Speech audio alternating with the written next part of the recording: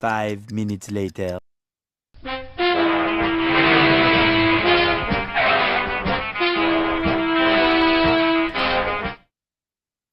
here, with his bird's eye view and a brain to match, is Mr. Know-It-All.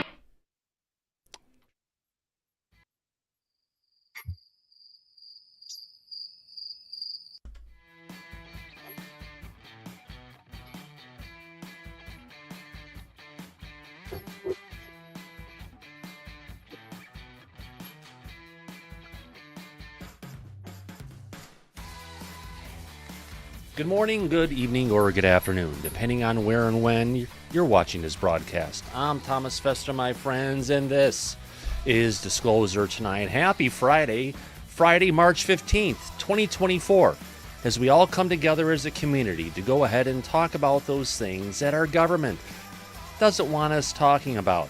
To go ahead and talk about those things, from science fiction, of course, to talk about those things, from the X-Files. What things are we talking about? We're talking about the things that you can go out and see over your house in the evenings, but sometimes you just need to go outside and look up. We're talking about good old-fashioned UFOs here in Disclosure Tonight, and we still call them that for a good reason. Why? Because there's a word for it in every single language around the world throughout perpetuity. Who in the heck knew? So as our federal government continues their 77-year war against the extraterrestrial presence, how do we know? Oh, just take a look, friends. Everything here is in a military operation. Whether it's the Navy chasing them through the air and under the sea, or it's the Air Force chasing them through the air to find their crashes, to pull out their bodies, to test their DNA against ours, and to use their technology for our weapons of mass destruction. Yes, folks, that's why we come together many nights a week, and tonight is like no other. Yes, we're going to be covering and talking about the new great movie out called TRANSMEDIUM FAST MOVERS USOs with our guest, Andy Marcial. It's one heck of a show. Can't wait for all of us to come together and talk about those things that, are surrounding the phenomenon on a regular basis, because we cannot continue to go ahead and wait for those idiots in the White House to bring out the truth, because it's a cover-up, and we can't wait for those idiots in the DOD because they work for those idiots in the White House.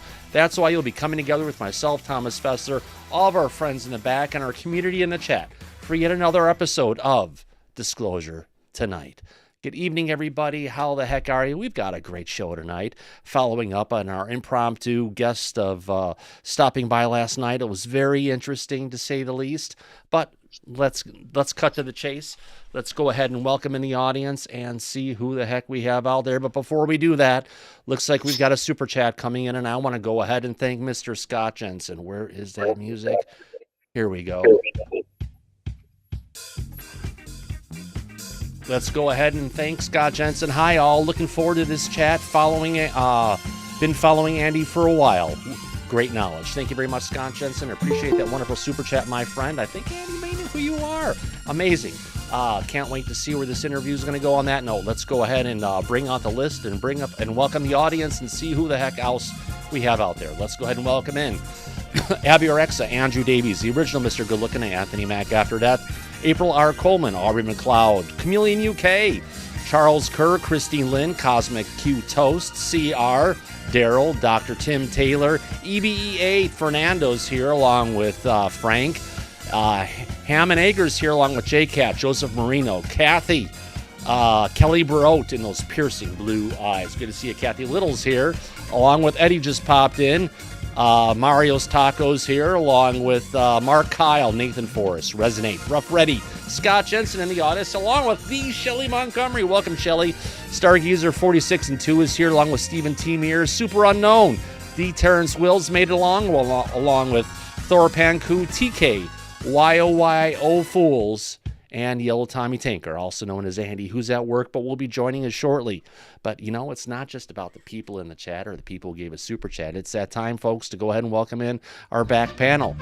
And let's see who the heck we have back there. Well, first person we've got there, haven't seen you in a while, but it's our dear friend, Ms. Cussout. How's it going, Ms. Cussout?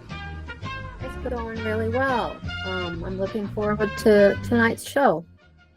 Oh, I'm looking forward to it as well. Thank you very much. I appreciate you coming in today, Ms. Cussout. Also in the back, we've got a man coming from a place I used to call Boregan, but it's not boring anymore because we know Neil Carr's there. How's it going, Neil? Hey, Thomas. I'm doing good. How are you doing? Happy Friday. Pretty good, my friend. Pretty great. Great to have you here as well. Are you still on the new yoga these days? Maybe not. Also, let's go ahead and welcome in our dear friend coming all the way from Sweden, Mr. Ali Alvian. How's it going, Ali?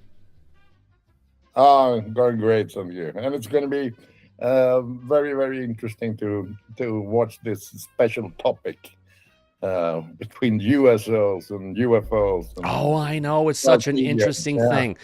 Remember, USOs, when the subject of it was brought up at the first UAP hearing, the U.S. government wouldn't say anything about it. They're like, well, we can't talk about this here. We have to go ahead and talk about this in a classified briefing. What are they hiding? What are they afraid of? What's truly underneath our oceans? That's why I'm so excited about talking about this new video. Also want to welcome in a dear friend of ours coming from the East Coast, Mrs. Tia Loreno. How's it going, Tia? It's going good, Thomas. I'm excited to see the show. You look good tonight. Yeah, I'm looking forward to that. Looking forward to your tough questions, my dear lady. It's wonderful having you here this evening. And this wraps us up. No, it doesn't quite, because I have to go ahead and where is that frequent? I need to go ahead and shut this down, and I want to go ahead and bring out, if I can, Mr. Mike Disclosure, our own version of Officer Stadenko. No, he's not. He's a retired cop, but he's our producer in the back. Mr. Mike, how's it going? It's going very well, Thomas, and I agree with Tia. You look very nice tonight. We're going to have one hell of a show for the audience. This is going to be interesting. It's an interesting topic, and we're going to be able to provide information on this, including the documentary that was done specifically on this. So I'm looking forward to it, as I hope our audience is. So this is going to be fun. Yeah, everybody.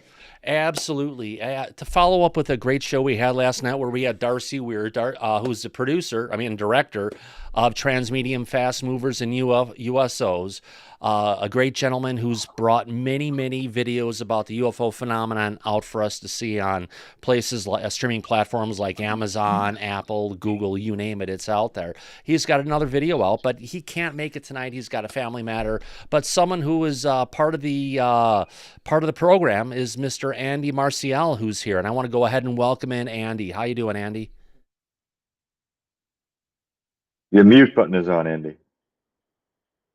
I accidentally muted. There you go. Nice to meet you guys. Thank you for having me again. Not a problem. It's a wonderful time having you here, my friend. Wow, you're in the movie TRANSMEDIUM Fast Movers and USOs. You were actually you've been in this for a while. I know you've dealt with several leaked videos coming in from the DHS. It's wonderful to have you here. For the viewers who don't know about your history, like myself included, how did you get looped in and brought into this whole UFO phenomena thing that we're all so interested in bringing out the truth on? Well, I actually come from personal experience. I've had incidents going back to my childhood that basically kind of forced me down the rabbit hole.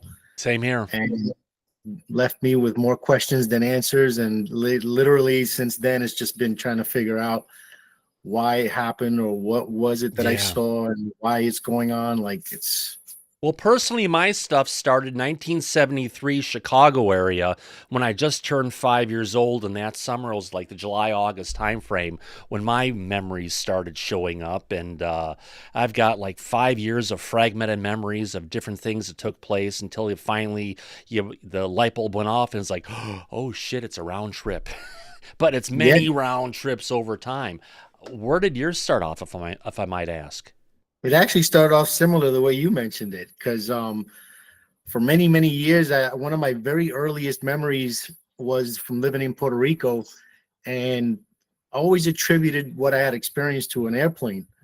But as I got older and continued to kind of have that memory, I'm like, wait a minute, it couldn't have been an airplane, because where this had occurred was in a location called Atalaya. It's near Aguadilla, but it's up in the mountains. It's a little more inland into the island. Yeah. And there's only two major airports in Puerto Rico, which is Aguadilla and San Juan. So air traffic in that area, especially at that time in the 80s, was not very high. You understand? Yeah.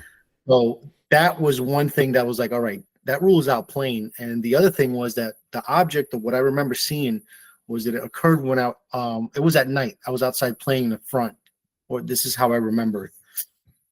And above me, it's like something told me to look up. And as I look up, there was an object right above me, a black large object, because I remember having to look side to side to see the entire thing. And remember, it was dark, and there were on each point red lights, and there was 3 points. So I could only assume that it was triangular in shape or something like that. And it was low, so it couldn't have been a plane, because if it was a plane, I would have remembered. It would have been loud. It would have made a lot of commotion and stuff. And this was about, I would say, it had to have been maybe like 40, 50 feet above me. It was very, very, very close. Yeah, they can be close. And it made no sound or nothing. Yeah. And I just kind of stared at this shape and remember just, seeing it take off into the distant mountains. Here's a question for you.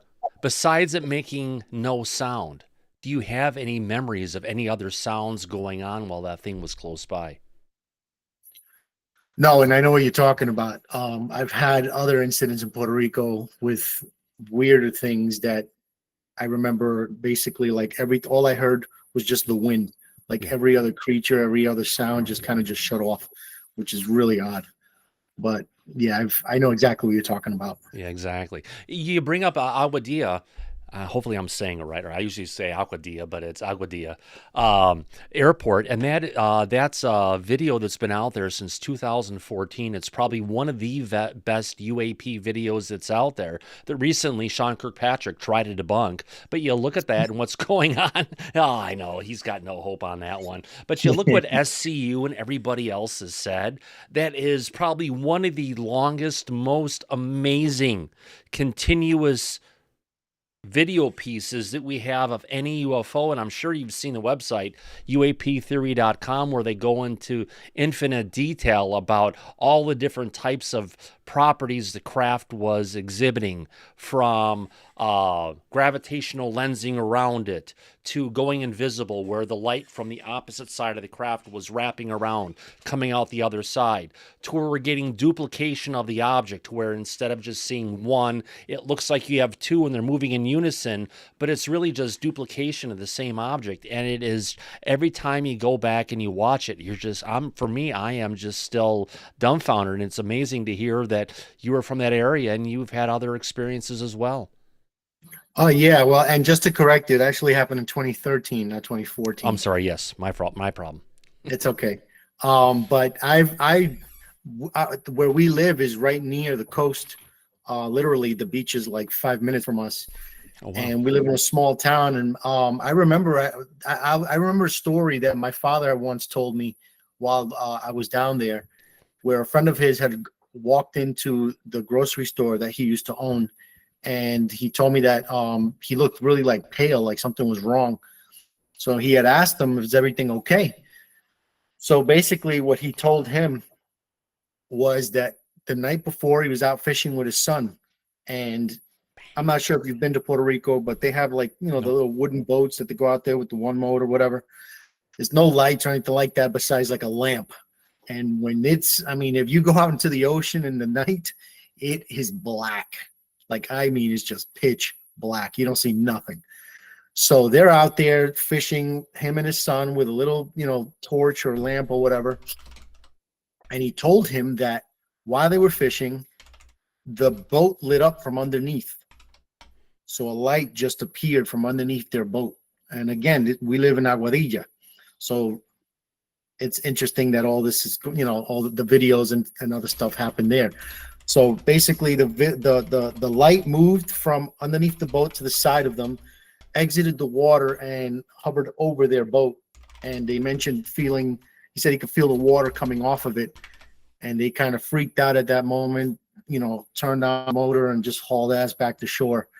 But that was an interesting incident, because these are people, they don't it's not like they're going to the news with this. This is just a story that he told my father about something that he experienced.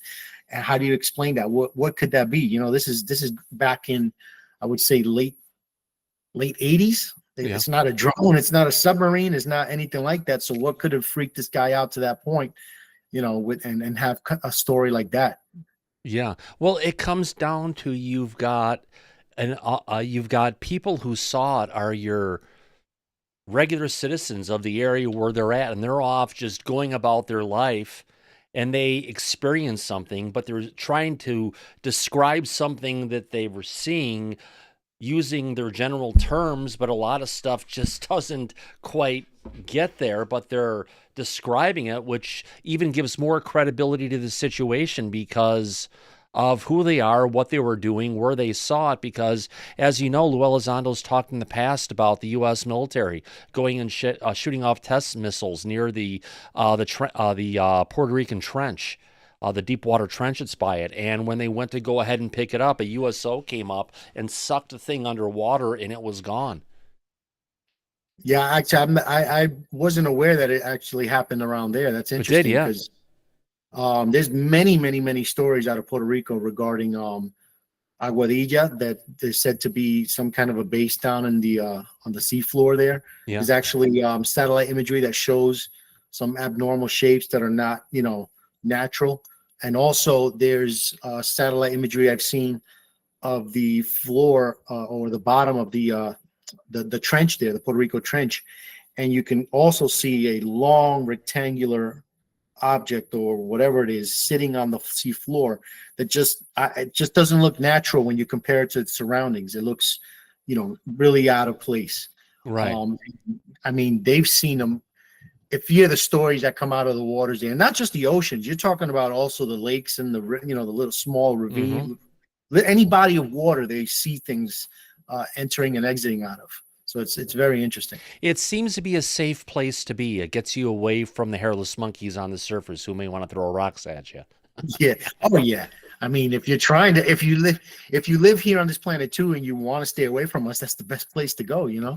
It's also the safest place to go. Because if you think about it, what happens every so often, the oceans rise up, mile-high tidal waves go crashing coast to coast, like over North America, different parts of the world. Everything on the surface gets destroyed, but everything on the bottom of the ocean continues to hang out and just be safe. So if you're like the Three Little Pigs, we would be the ones, the humans would be the ones building the houses made of sticks, or the houses made of wood. And the UFOs would be the ones making the houses made of bricks, who are on the bottom of the ocean, because they're not just on the bottom of the ocean, they're under the bedrock at the bottom of the ocean. You think about that. How much pressure from all that water is sitting on top of that land, which means it's going to be safe and it's not going to move.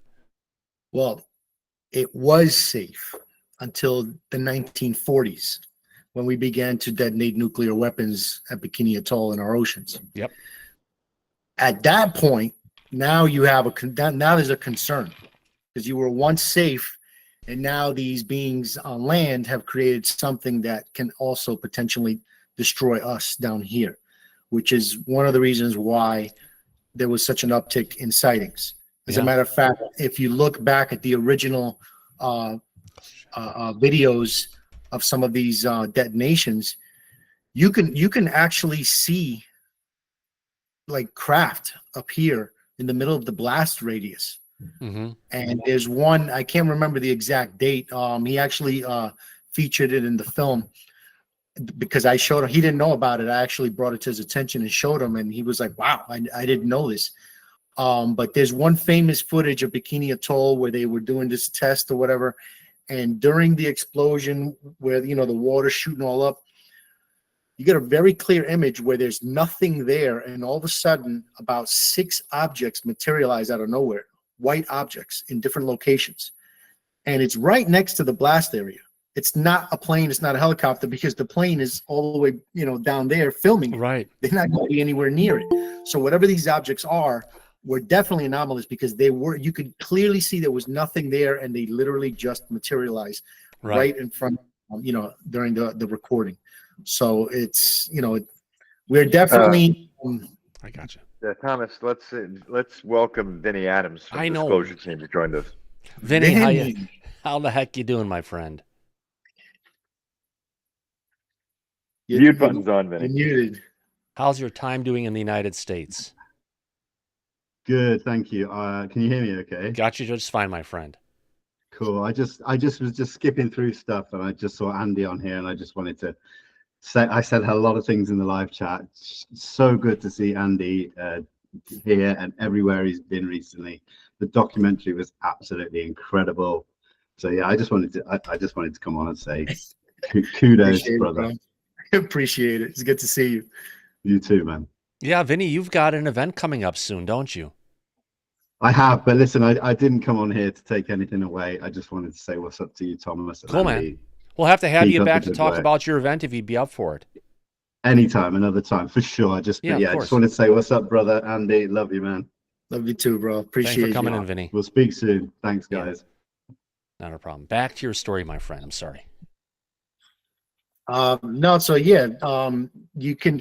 There's clear evidence that our how could you say our chaotic nature has disturbed them down there, where it basically got their attention, and it's one of the reasons why I feel like they've visited all these nuclear sites and all these areas that are working on nuclear energy or experimenting with it, because we all know it's extremely dangerous. You understand? Like, yeah, it generates a lot of power and we could use it for a lot of good, but if something goes bad, it's really fucking bad. You know what I mean? Well, supposedly it's been proposed that when we're blowing these warheads off, we're actually ripping stuff through the fabric of time and space. And it's not just blowing up stuff here, but it's blowing up other areas that are laying over the same space. Just figure like lots of Wi-Fi signals all can go ahead and be within the same space, and that could potentially how the dimensions are that we've got these other things that are here alongside with us, whether we can see them or not, but they're there. And as soon as we start blowing them off, the biggest thing that I've always thought of, and I've seen it as, you look at all the nuclear explosions that were going off. Were we really just doing it to blow off one after one after one to test it? Because after you blow off so many, it works, but after a couple thousand that have been blown off, you have to look at it and say, was there another reason that they were blowing these off? Were they blowing these things off to get the non-human intelligence to appear so they could study them more, potentially? Actually, Lou mentioned that, if I'm not mistaken, at one point during one of his talks, where he had, I believe the way it went was that Russia was doing that first. Right. That they were baiting UFOs with, nuclear energy and stuff like that, trying to get them to come or attract them, possibly to try to bring them down or study them. I'm not sure, but I know Lou mentioned that our Navy was potentially doing the same or setting up traps just like that. So I wouldn't hold it past them. It's, as a matter of fact, one of my second experience that happened here in Long Island, which was the most profound one that I had. That, I mean, literally no one can tell me it doesn't exist after that. I was literally only about 150, 200 feet away from, a literal disc. Like, the only way I could describe it is like the sports model from Bob Lazar. That's exactly how it looked like. So what did you see it from the side, or did you see it overhead? When I was a kid, it was overhead, and it was not that far away, probably 40 feet up. Yeah, it was overhead. It was right over my house. Yeah. Yeah. And I didn't find out until years later after that incident, because when we saw it, my cousin, I call him my cousin, but it was my best friend. He was with me, so I had a witness. Oh, wow. And I nice. So that was a good thing, because I thought I was going crazy when I first saw it. And it moved to the left of us and continued going until we couldn't see it anymore over the tree line. But that's toward the east. And it wasn't until years later, after I started my page, I think it was about 4 or 5 years ago, I was sharing my story, and someone had DM'd me and told me, oh, I think I saw the same thing around the same time with my family in Brookhaven. So I was like excited, because the first person since I saw it in the early 90s that ever, came up to me, and this is years and years later. So I was really freaking out. And he explained to me how he was during the day around the same year, I believe it was, and he was out in his front yard with his family, and they all saw it. It was a disc, the exact same description. And then he brought up to me the Brookhaven lab incident, which I had known, I didn't know about at the time. So he explained to me how apparently in 91 or 92, the year before, so there was a crash near the laboratories that had occurred where a witness stated they at first thought it was a plane, but a witness on the ground said it was a strange, like I believe it was like cylindrical object. Yeah, we like actually have one of our viewers who lives in Brookhaven. So I'm pretty sure they know exactly what I'm talking about, because you could pull up the news articles about this. Oh yeah, where the area got closed off by I think it was the military, and the only ones allowed in were Brookhaven lab employees from the time. And I believe it was during a deathbed confession where one of the lab employees of the time had confessed and had admitted that a craft was supposedly retrieved with some bodies or something like that. Again, I don't know how true that is, but it's interesting when you go back to the report or the news clippings and all that, where they did close that whole area off. Not even local police department or fire department were allowed in. And I also had that incident verified to me by a individual that I met a year after meeting that witness, who had 22 years in the CIA. And when I was telling him the story before letting him know of the witness, he asked me to, he basically stopped me. He said, "When did you say this happened?" And I told him around, I believe it was like 93. So he then said, "Have you ever heard of the Brookhaven lab incident?" And I started laughing. I'm like, "Are you kidding me?" I was like, "Yeah." So he tells me, he was like, "Believe it or not, that was true. And the CIA did investigate it." And apparently what he told me was that the facility was instructed to have cameras pointing upwards. And that at the time that the labs were experimenting with nuclear energy. Well, go figure. Look upwards, because there are things they're going to come and watch, and they're looking for them. They're not looking for people to come on the ground. They're looking up into the sky. And back then, we didn't have drones or anything that would have gotten there. Exactly. So that's an interesting tidbit. Yeah, that was very interesting. I mean, after I knew it from seeing what I saw, but to then get that, verification so many years later was absolutely mind blowing. Like, it really verified, like solidified that, okay, I know now that was definitely 1000% there. Yeah. Amazing stuff. Now, I can see why Darcy brought you on to be in the video of TRANSMEDIUM FAST MOVERS and UFOs. If I can, I want to go ahead and play the trailer for this video so everyone in the audience can check this out. It's available on Amazon and all streaming platforms. I think you can rent it for like $3.99. You can buy it for $9.99. It's the best option. That way you can watch it and share it with friends. Let me go ahead and bring up this clip here for everyone to go ahead and watch. Find desktop video. All right, here we go. Let's go ahead and play this clip. And we'll be right back shortly. Here we go.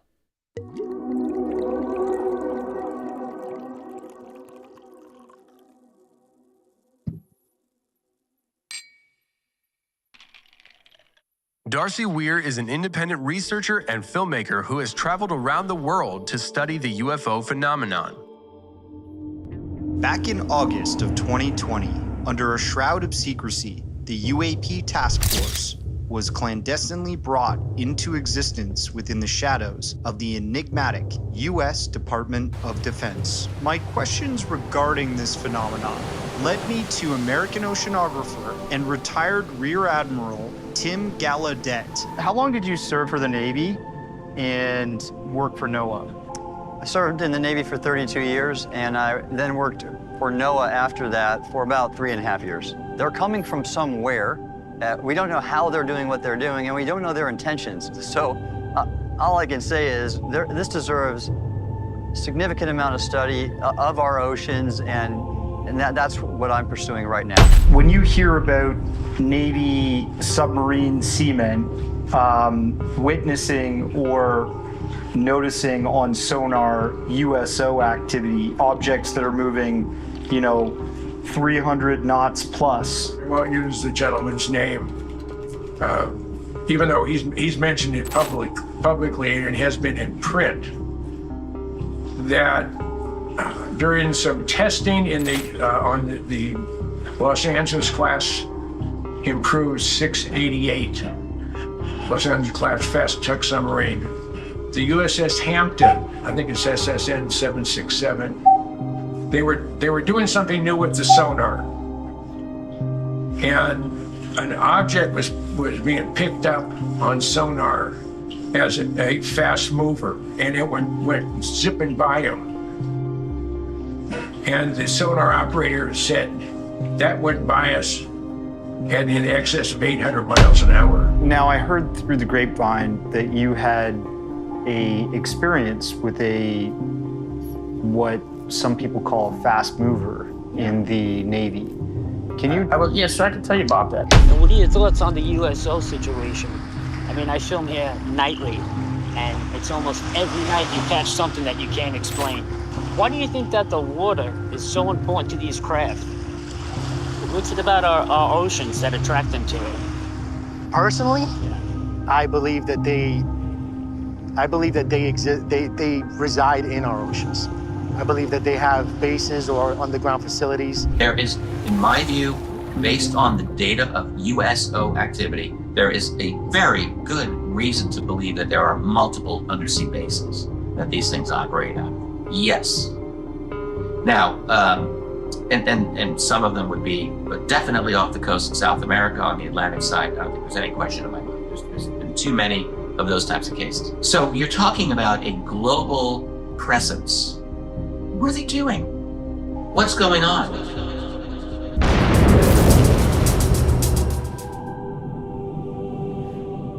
An interesting piece, to say the least. Let me go ahead and bring this up here. Pause this for a second.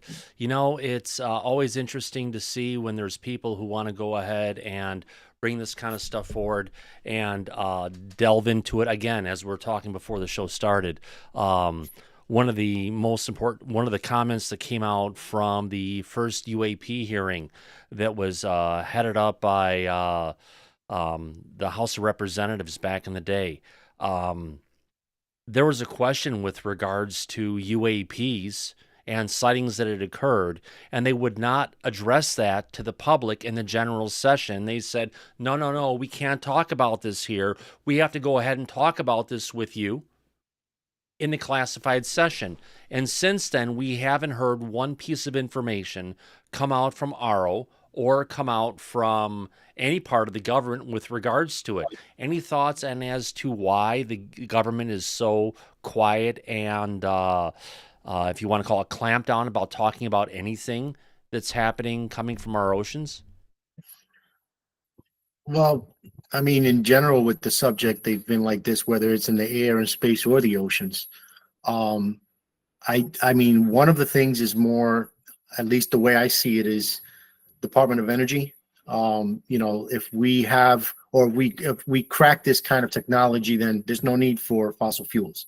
You know, I know Greer talks about that all the time, but it's true when you think about it, whether you want to, or whether you like Greer or not, you know, it doesn't matter. The information is still important because it's true. You have all this money being made out of oil and all this stuff. And if you have, I mean, just look at what's happened to these individuals that have come up with free energy devices or clean energy devices. Like that individual was in the 80s, I think it was, that made the water car, or the car that ran on water, and he disappeared. And I mean, how many other cases like that have occurred? Because if you have this technology out there, then, you know, these individuals lose power, they lose control. And, you know, who wants that when they're in that position? You understand what I'm saying? But one thing now that I've thought about, or at least I've been, you know, talking about, is that if we're getting to the point where we now understand that this is real, we know the government is clearly hiding something, right? Then it kind of opens up new doors where you now have to consider different things. So if it's not that, then what else, or what other reason do they have to keep this secret, or to keep it hidden, or to stall it in the way that they have been stalling it? Could it be something else that's happening behind the scenes that doesn't involve them? It might involve what we're trying to uncover. And I'm not saying this in a, you know, to be like a conspiracy or spreading fear mongering or anything like that. Yeah. But if we're now getting to that point where it's accepted that they're real, then we have to now shift that mindset and think about what other possibilities could come from this, with this truth that we're trying to uncover. Like, is it something now that we want to uncover? Because me personally, I don't think it's going to be what people are expecting. I don't think they're going to be happy with the what's going to come out, because human beings are very arrogant. You understand? We think so highly of ourselves. We don't think we think we're the cause of the death of the megafauna on this planet, although it happened from meteorites exploding within our atmosphere, coming down and killing the life forms. We think and we try to say we are the complete and cause for global warming when there's a lot of points going to the sun. So as humans, we like to think we're bigger and better than anything, and any of the issues that are out there are all caused by us, when in a lot of times it may be caused by a bigger system or understanding we don't have. Yeah, I mean, it's unfortunate, but it's one of our handicaps, I guess you could say, as intelligent beings. I mean, look, we used to say the universe rotated around the earth because we were so important. We look at so many different things, but when we get into the paradigm, we want to stick with it. We don't want to go against it. Like, how many years and how many billions of dollars have they sunk into trying to figure out dark energy and dark matter, when it's coming out today saying, well, our calculations were probably wrong and there's no such thing as dark energy and dark matter, which they haven't found proof of anything except some broken calculations they had where they had to come up with the math to make it happen. So it's about man's ego getting in the way of looking at the big picture and the things that are out there. Well, exactly. And, if we think so highly of ourselves, just imagine if we find out that the religions that we believe in are not so. You understand? Because in our ancient past, this is what created us, or this is what modified something that was here and created what we are now. You understand? Like, I got you. We have enough religions. Enough religions have screwed with humanity for eternity, and the last thing we need is another religion, and that's one of the messages that I got. Make sure anything with the UFOs doesn't turn into another one, because that's the last thing you don't need. If I could just do a little quick interruption, we've got 2 super chats that have come in for Daryl for $5 a piece. He has 2 questions for you. I just want to go ahead and ask them to get this out of the way because I've been really patient on this. So is Daryl. So the first question he had is, Andy, how has your life changed since you've published your first video? I'm assuming he's talking about the DHS videos. Possibly, because his follow-up question asks about that. Yeah. So actually, let me read the second one, because I could probably answer both at the same time. Says, yes, Andy, you are the person who posted the rubber duck video, or got it out there. You gave it to other people. Yes. They posted it, right? But you were the individual, and the NYUAP discussion is the organization that had those videos unofficially given to you to get out there by DHS, right? Yeah, basically, this individual reached out to me through direct messaging and sent it to me first as a cell phone recording. And of course, as soon as I saw it, I got excited, but I didn't want to get overly excited because you know how it goes with these videos. So I vetted him, questioned him. Don't ask me why, but this man felt compelled to share with me everything to prove who he was. He gave me his social, his birth certificate, you name it, he sent it to me. So I was like, okay, this guy's the real deal. So after speaking with him and still, keeping a safe distance and questioning him, I was able to convince him to get me the originals, which he did. And long story short, after I went through the process, I attempted to release the rubber duck first the right way, which is through the SCU. And for those that don't know, that's Scientific Coalition for UAP Studies. And unfortunately, even though I tried to do it the right way, I still got a ton of shit for it. I got, dozens of Reddit posts slandering me. My freaking personal information was being posted online. You name it, it was happening. I had people that I used to follow that I was, very passionate about their information, and was a fan of them. You understand? I'm not going to mention the names because I'm not trying to start no more crap. But I was very disappointed to see those individuals also throwing me, under the bus or spreading false accusations and trying to make me look bad. So ultimately, it really, really it messed me up because I'm coming from an experiencer's point of view, and I know this is real, and I'm thinking I'm doing the right thing by bringing these videos out in this manner.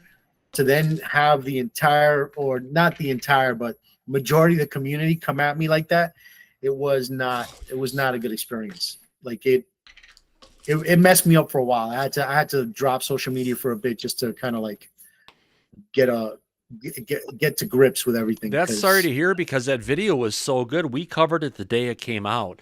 We have one of the high resolution videos that we're still here, and it's funny for the audience. Before we actually went and started the show today, I was talking with Andy about it, and it's like, okay, I've got the video up here of the duck, and from what I remember, it started about 20 minutes in. You're like, yeah, 20 minutes exactly. And I've learned, when you get the answer that pops into your mind, don't go ahead and second guess it. And if I go ahead and bring this one up here, document, let's do this. The rubber duck video, there we go. And this is 20 minutes and 43 seconds in. And a little duck actually looks like a swan down here as it's starting up. And if I start this video and get it playing, there you go. There's a rubber duck video that you had dropped on your desk. Now, I have to say, what was your reaction? How did you deal with this when you saw it? Because it's an amazing video, to say the least. Because you've got a plane that's moving along at a good clip in the sky, and they're down recording this thing for the first 20 minutes of the video. They're looking for stuff, and then they catch it, and then they get this amazing object that defies anything we could think of, almost to the point of almost kind of like defying stuff like we're seeing from the jellyfish UAP. Well, this is why I released it the way I did, because I wanted to avoid all of that what if or what could it be or that's a balloon type of thing. So SCU had received this footage, and I had introduced them to the source way before it was made public. Right. And they, found it to be genuine. They compared that footage to the footage that they did the analysis on before that, which is the only other video that they ever did analysis on. Yeah. And that was the 2013 Aguadilla footage. So they used the 2013 footage. This is what I was told by them as a, I guess you could say, a benchmark. It has to be. It has to be as good as that. Yeah. Yes. So once they saw the footage and the length of it, that's when they said, okay, you know what, this is worth analyzing. Because so they weren't interested in the girth, but they were interested in the length. No, they were interested in all of that. No, yeah, I see what you did there. I caught that a little too late, but you got to have some fun. We're at Disclosure tonight. We are proud to be serious about not being serious. I actually turned you a little bit red there on your camera, which is a good thing. That's hilarious. That was good. So yeah, I take 3 pills to deal with my migraine that's kicking in, but you got to have fun with it, right, Mike? Oh, hell yeah, Thomas. Always a good dick joke. Never fails. Yeah, so that was the good thing, is that I even though I got the bullshit, I'm still happy that I did it that way, because I know that I did it the right way, and I made sure that I got the information needed to back up the video, and once their analysis finally came out after months, they concluded that it was a genuine anomalous object. Which is, how could you say it's not? Because just the way it's moving, what's going on, there's no shadow, the speed that it's going at, the length of the time that it was at that speed, and at that time there were no drones that could be going at that speed. It wasn't an excess of 100 miles an hour that thing was traveling at for well over an hour. I think at some points it clocked at 200. Yeah. So yeah, I mean, they looked at all of that, and that's why I decided to go through them, because I knew that they would do a real analysis. Yeah. And even then, after that, you still had Mick West and all these people trying to say that it was a bird or a balloon or a parachute. And I get it, you know, like, unfortunately, this is what you're going to deal with. But it's like, if you're going to get footage that's being backed up by scientific analysis, what more do you want? You know what I'm saying? Like, I mean, for God's sakes, you had a full report done by legitimate scientists, engineers, FLIR specialists that ultimately concluded it wasn't any of that, and you still want to dismiss all of that to just go by what you think. Yeah. You know, like, It's just one of those things to take a look at. And every single time that I watch it, I keep on watching it, keep on picking up more little things. But it's just, you know, it does look like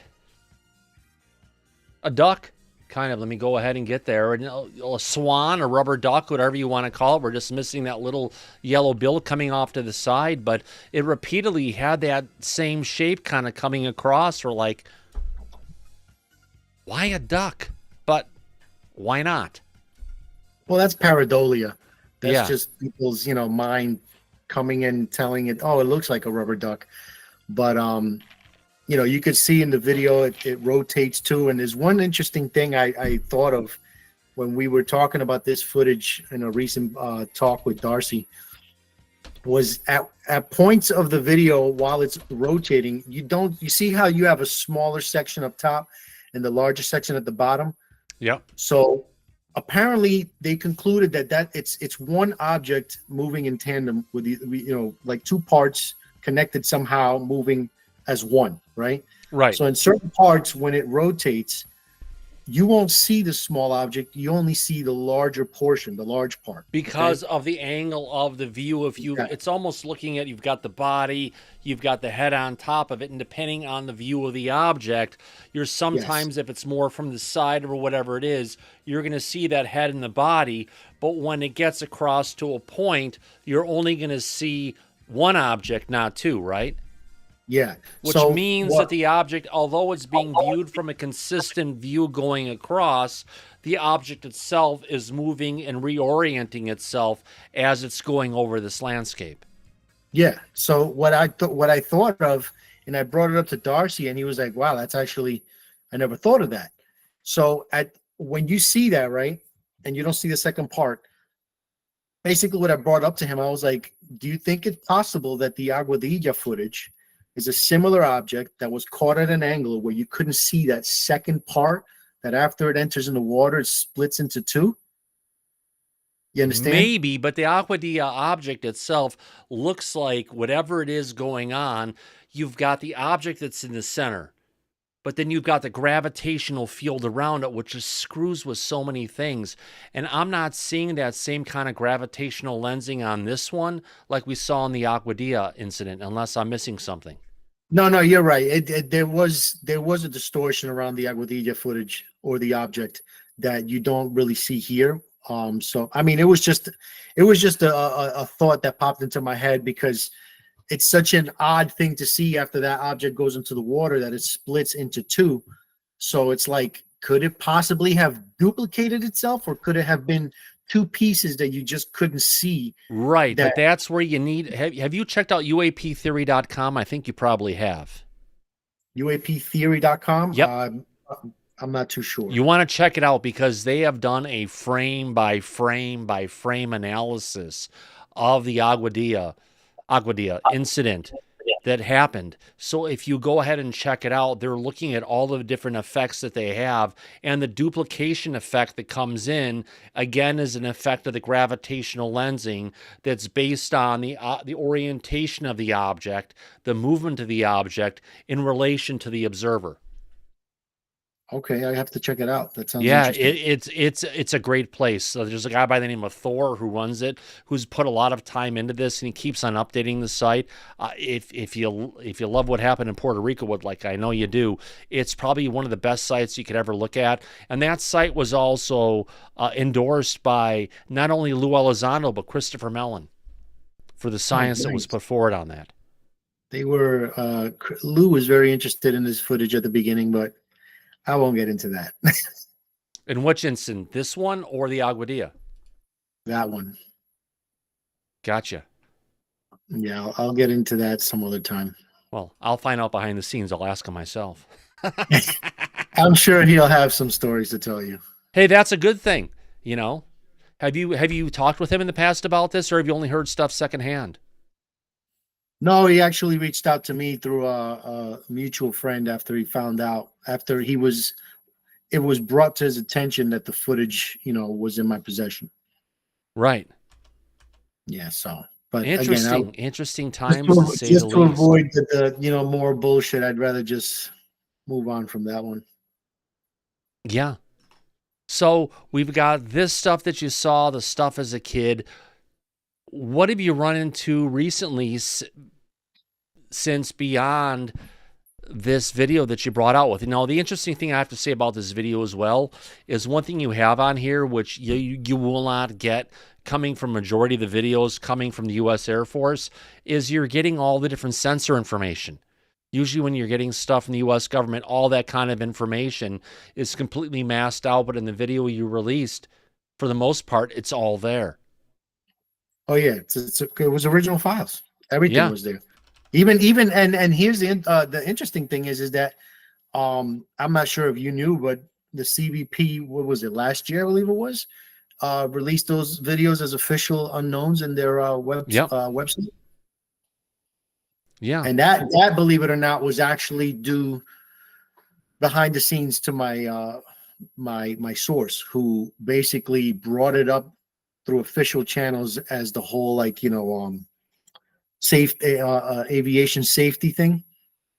So I know that them releasing it and admitting to it and putting it on their website was he was directly involved with that, right, after raising concerns and stuff. But in addition to the duck video you brought up another video that you brought out, was another one that was leaked to you, which is the one of an A-10 Warthog getting followed on by a UAP as well.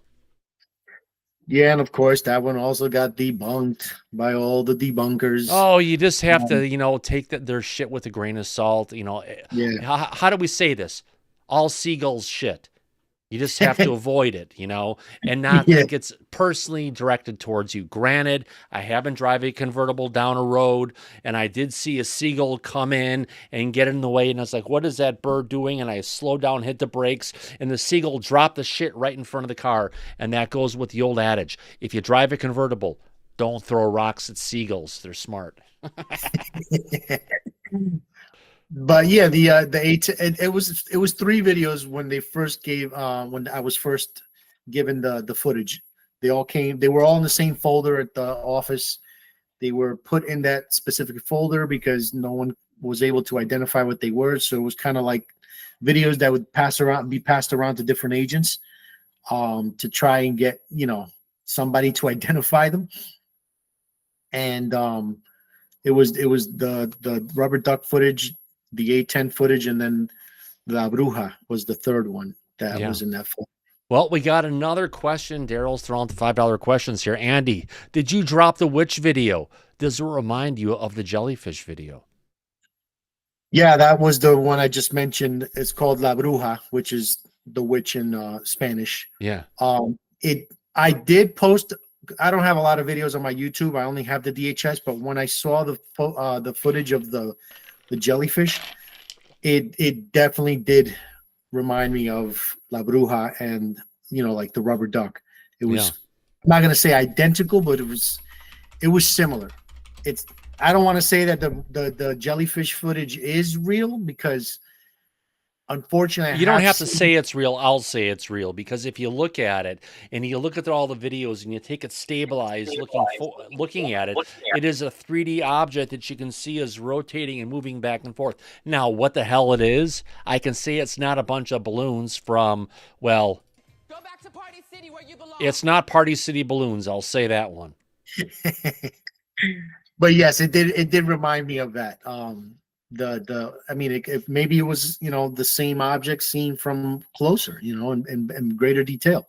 But I have actually on my page, I released a compilation of videos from different parts of the world of objects that resembled is that on your YouTube site you're talking about?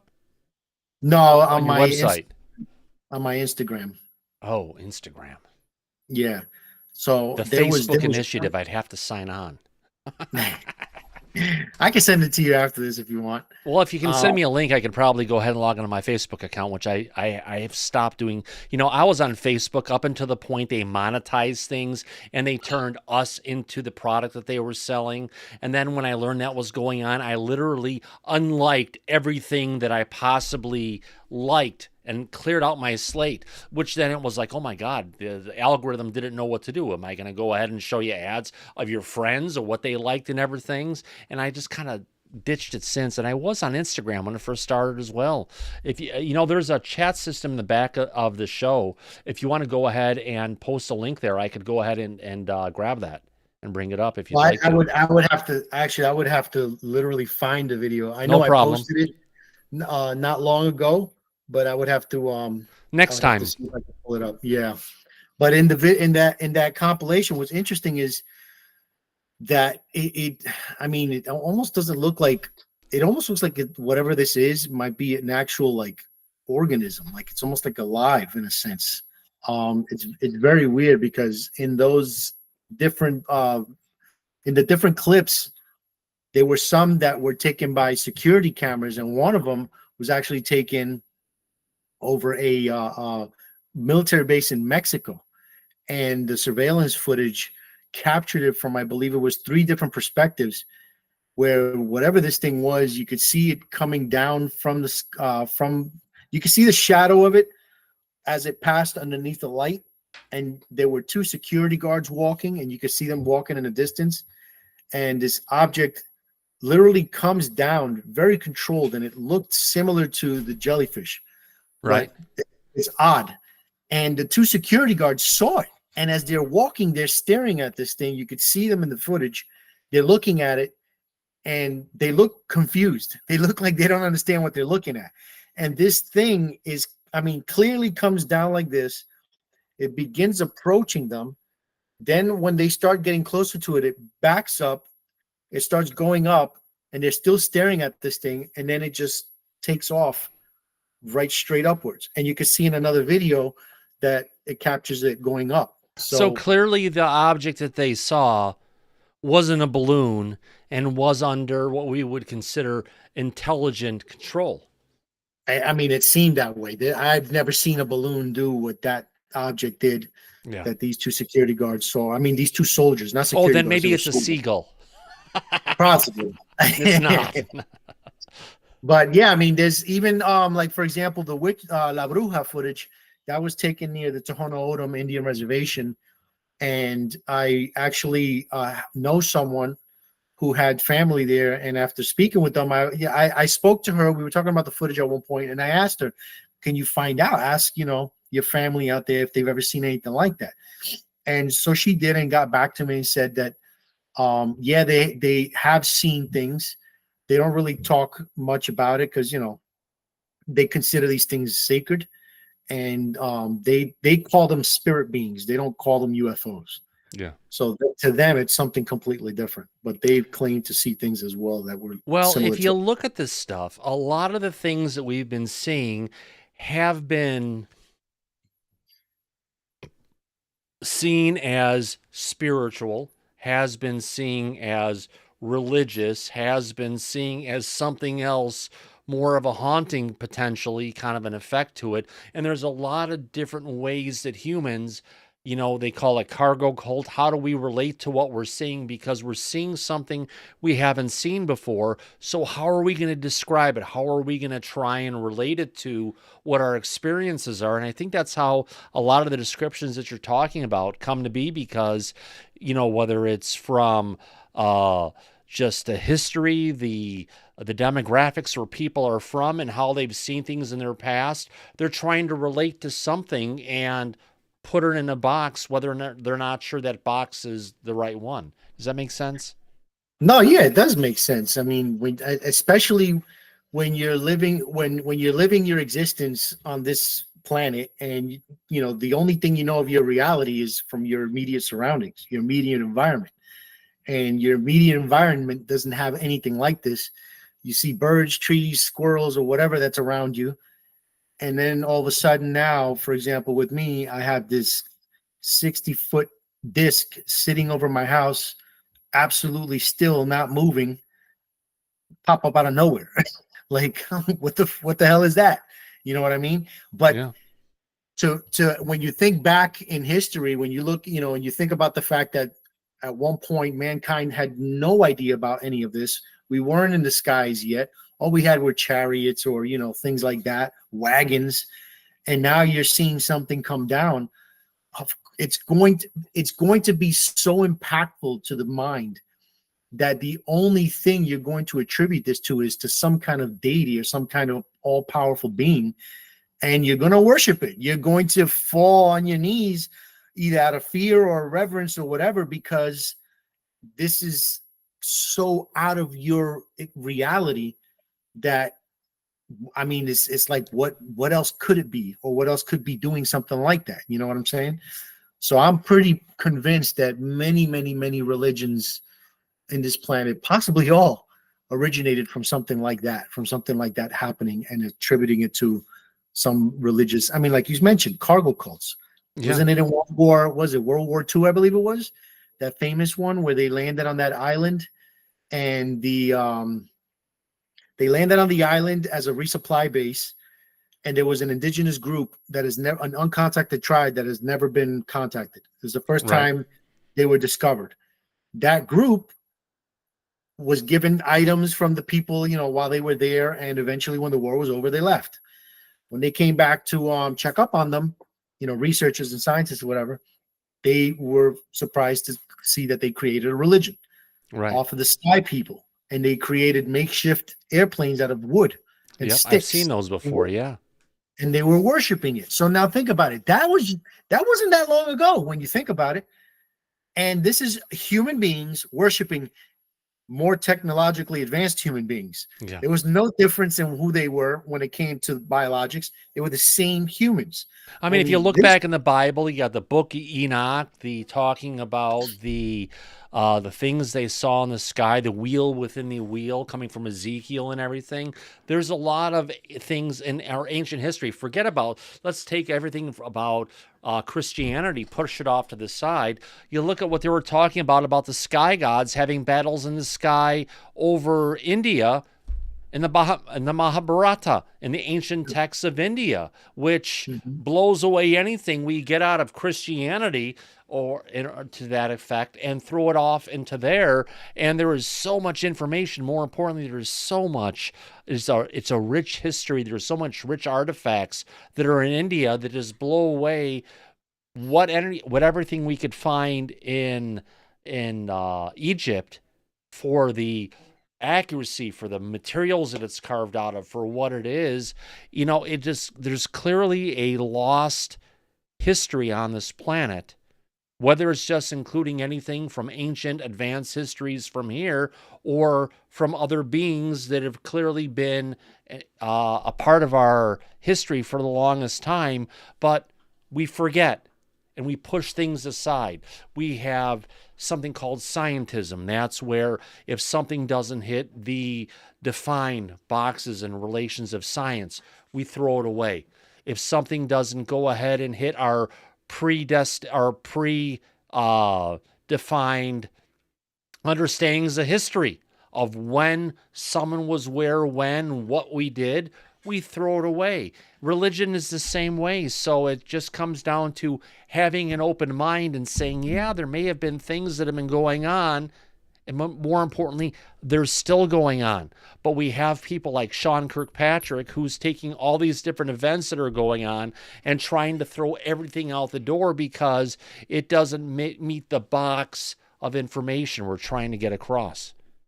But you know what, though? I'm actually, I was at first disappointed. I did get my hopes up because I was kind of hoping things would be a little different with this report. Oh, so was I. You read the information coming from the NDAA about the historical report, and at first it was going to be going back to 1947, and then it was going to be going back to 1945 to try and get more stuff involved in it. But then you look at it, and what they came out with is just shit piled high and deep.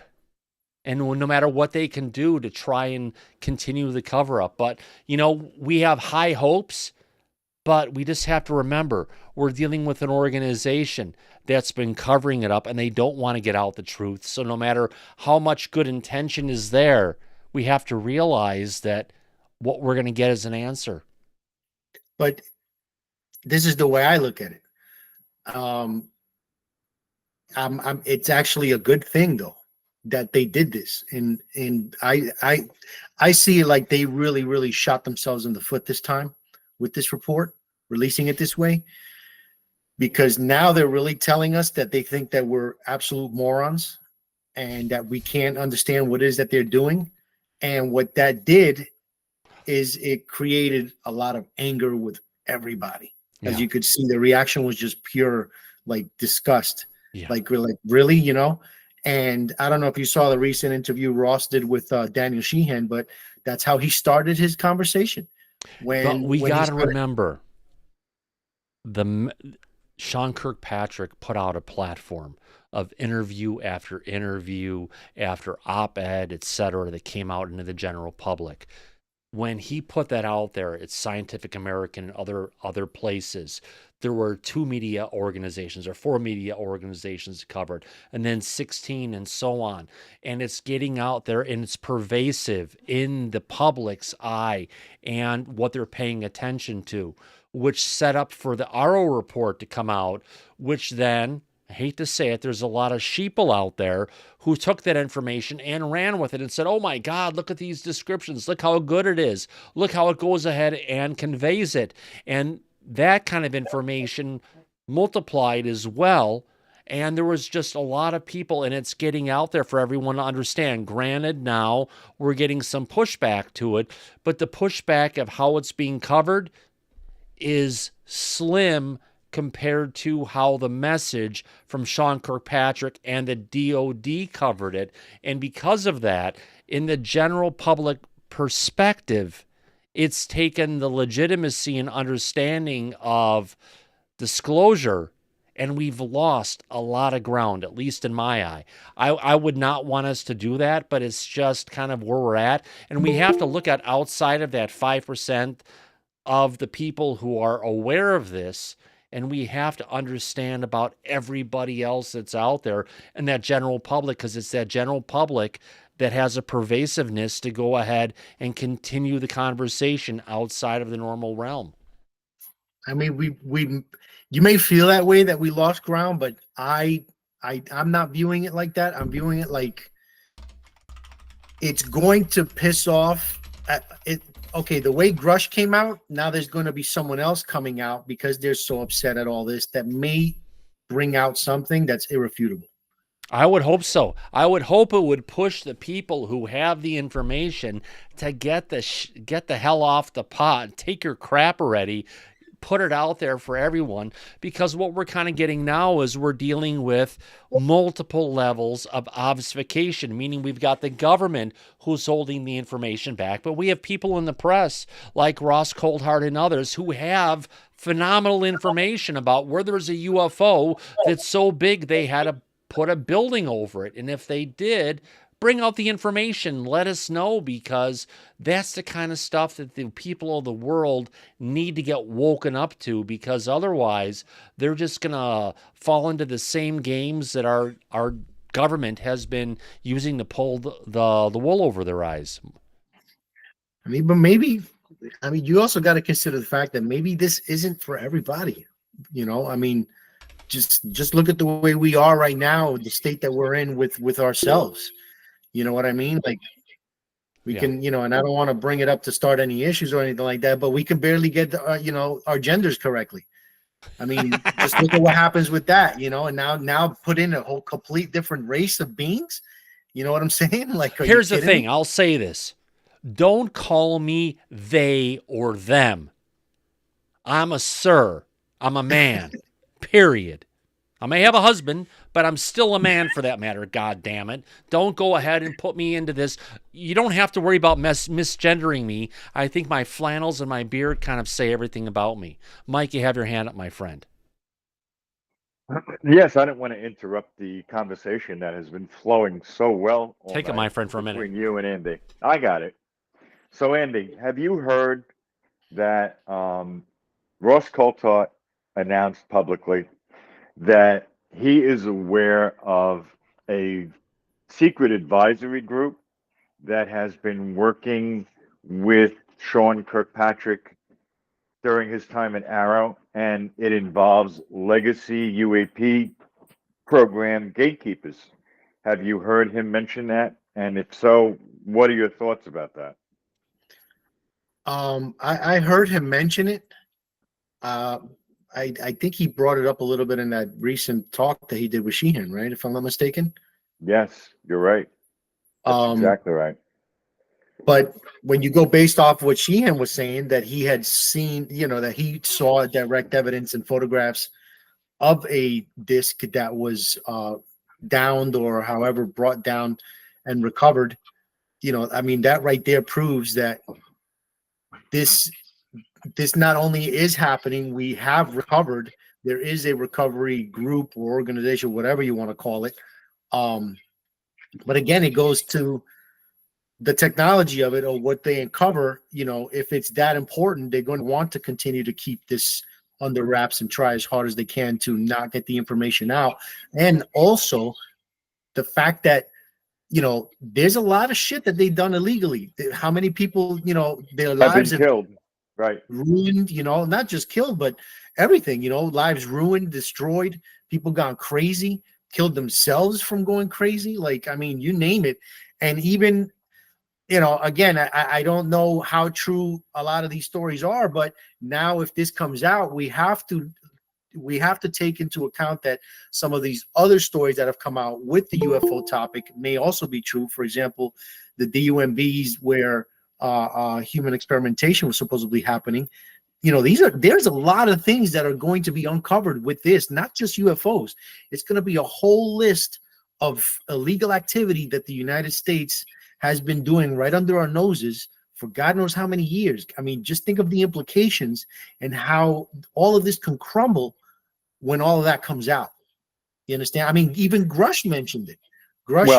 He mentioned that people have been killed for this. Yes, he did. When he publicly testified at the House Oversight Committee hearing on UAP on July 26th of 2023, he was questioned, and he said people have been killed because of the government trying to cover up this program.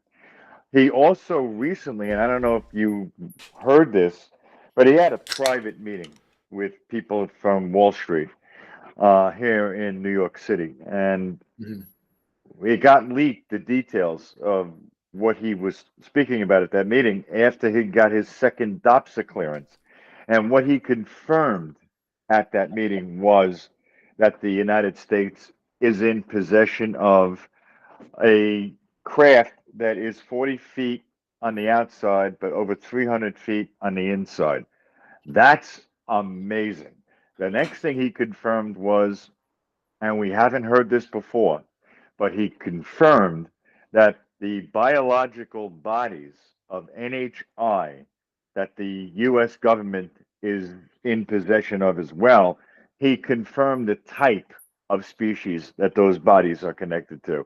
And he said it's the Greys, the ones that abductees have been talking about for decades. No one has officially been able to come forward and confirm that, but he did recently. So this was supposed to be leading up to an op-ed that Grush was supposed to release to the public, but this was a private statement that he made before the op-ed that now became delayed. So I was curious if you heard the statements that he made and what your thoughts on that would be, Andy. What do you think about if the government is in possession of a craft that's like a Doctor Who TARDIS? It's a one side on the outside, but a completely different one on the inside. And now we got some confirmation that the advanced civilization that's here on Earth with us is the Greys that have been described repeatedly throughout decades. I'm curious to know what your thoughts are on that. Well, Philip J. Corso wrote this book describing this, you know, in a lot of detail. I'm not sure if you read the book. I know there was some, you know, I have. From what I understand, I believe the first copy was scrutinized for some kind of information, which he then admitted to and came out with a second version of it. Yes. Or something like that. But there was a ghostwriter working on that book with him. It wasn't just him. That's where it became somewhat controversial. And like you said, the second release was different from the first release. It was a complicated issue. But yes, I'm familiar with that book. So continue, Andy. So I mean, you know, regardless though, he went into some really incredible specifics. I've also, I mean, when you think of the fact that so many sightings, so many, you know, experiences that people have had depict these beings, it's not too crazy to think that this is one of them that they do have, because they're the most popular ones. They're the ones that people see the most. But the interesting thing with that is that, you know, he calls them the species, but if you've heard stories, those aren't the actual, like, I guess you could say, living beings. They're creations. They're like almost what's the word for it? They are, it's almost like, I guess, like, as you could say, androids, because he even alluded to that in his book when he was describing the anatomy of them after being cut open, that there's just, it looks like they were built for space travel. And when you think of certain accounts that see grays, there's always, I mean, not always, but there's many stories that depict other beings that are, for example, in the craft that look human in nature, with these little ones near them. Apparently they kind of do their bidding, things that they don't want to do. I've heard that so many. I recently went somewhere I can't really talk about much due to future videos that are coming out with Darcy, but we've spoken to individuals that, you know, have expressed seeing human-like beings coming out of a craft with grays next to them. So I believe there is a connection with that there. So with him describing the beings as a specific species or race, I don't think that the grays are a race, or at least that specific one. It might be a creation of something else that uses them as sort of like, you know, slaves in a sense. Now, one thing that we've heard, Andy, is that there are more than one particular race here on this planet, and there's 5 different species and 5 different types of technologies, at least, and 5 different types of crafts that are out. Well, 5 different types of technology behind the crafts. So it's not like we're looking at one species, we're seeing one thing, and it's the same everywhere. We're seeing a virtual smorgasbord of life forms and technology. And it's not just one. I used to say a long time ago and saying, hey, if we have at least one life form that's here, I'm good enough with that. But if you have multiple, it just takes everything and compounds it exponentially. Well, I mean, if you go by people's experiences, there's definitely more than one, you know. And even aside from believing someone's experience, just when you just look at the size of the universe, it's impossible that we're alone, and it's impossible that there would just be 2, you know, species in this vast universe. There's got to be more. I mean, we've had incidents here where there's beings that have been described only one time ever being seen and never described by anybody else ever again. So, I mean, they could be billions or millions of beings out there. We just don't know. We're probably experiencing what we experience with the ones that are visiting this planet, but there's probably more out there than we could even possibly ever imagine. And the fact, to me, I find it funny just to argue that we're alone when you now know how big the universe really is, and the fact that it's accepted now that damn near every star that you look up and see in the night sky has at least one planet around it. And when you think about how many galaxies are out there, how many stars are in those galaxies, and our sun alone has 8 or 9, whatever you want to call it. think about how many planets now exist in this universe. More planets than stars and galaxies. Yeah. So the I guess we have to look at Andy, this real really quick. quick, Mike, before you get to it again. We have to look at this and say, was it the Star of Bethlehem or was it the Orb of Bethlehem? Good Mike? point, Thomas. Yeah. Yeah, I like that. Go ahead, Mike. No, what I was going to say, Andy, is that the answer to your question simply is it's infinity. There's an unlimited amount of planets and solar systems that could have life habitating on it. But the point I wanted to make was that when Grush was asked specifically why did he come forward, what his answer was very clear and to the point is that he feels that the public has a right to know that we are not alone on this earth. Period. End stop. That was his point. And it confirms everything that you're saying and what you're talking about. That is the simple truth. And that's what we're discussing here. Well, Bob Lazar also said the same thing, whether you want to believe his story or not. Believe it or not, we've got someone coming on a week from now who basically spent a year working with Bob Lazar, and he's going to tell you how much of a bullshit story that it is. I mean, listen, like I said, whether you want to believe it or not, the way he came forward was for the exact same supposed reasons that Grush came forward. You understand? Again, another controversial name is Phil Schneider. He came forward for similar reasons, whether you want to believe it or not, But again, yes, you have to take these stories with a grain of salt. Clifford Stone, that's a good name to bring up. Okay, but I mean, it's hard to say whether they are true or not because there's no real proof to disprove any of them. You know what I mean? So yes, you could come up with certain information that may point towards that, but then there's other information that may point the opposite direction. So I guess it's just a matter of what you believe or not. I can give you an example, Andy. Thomas and I have been doing work on this for a while, and what we've discovered is that Area 51 is a very secure installation in the United States.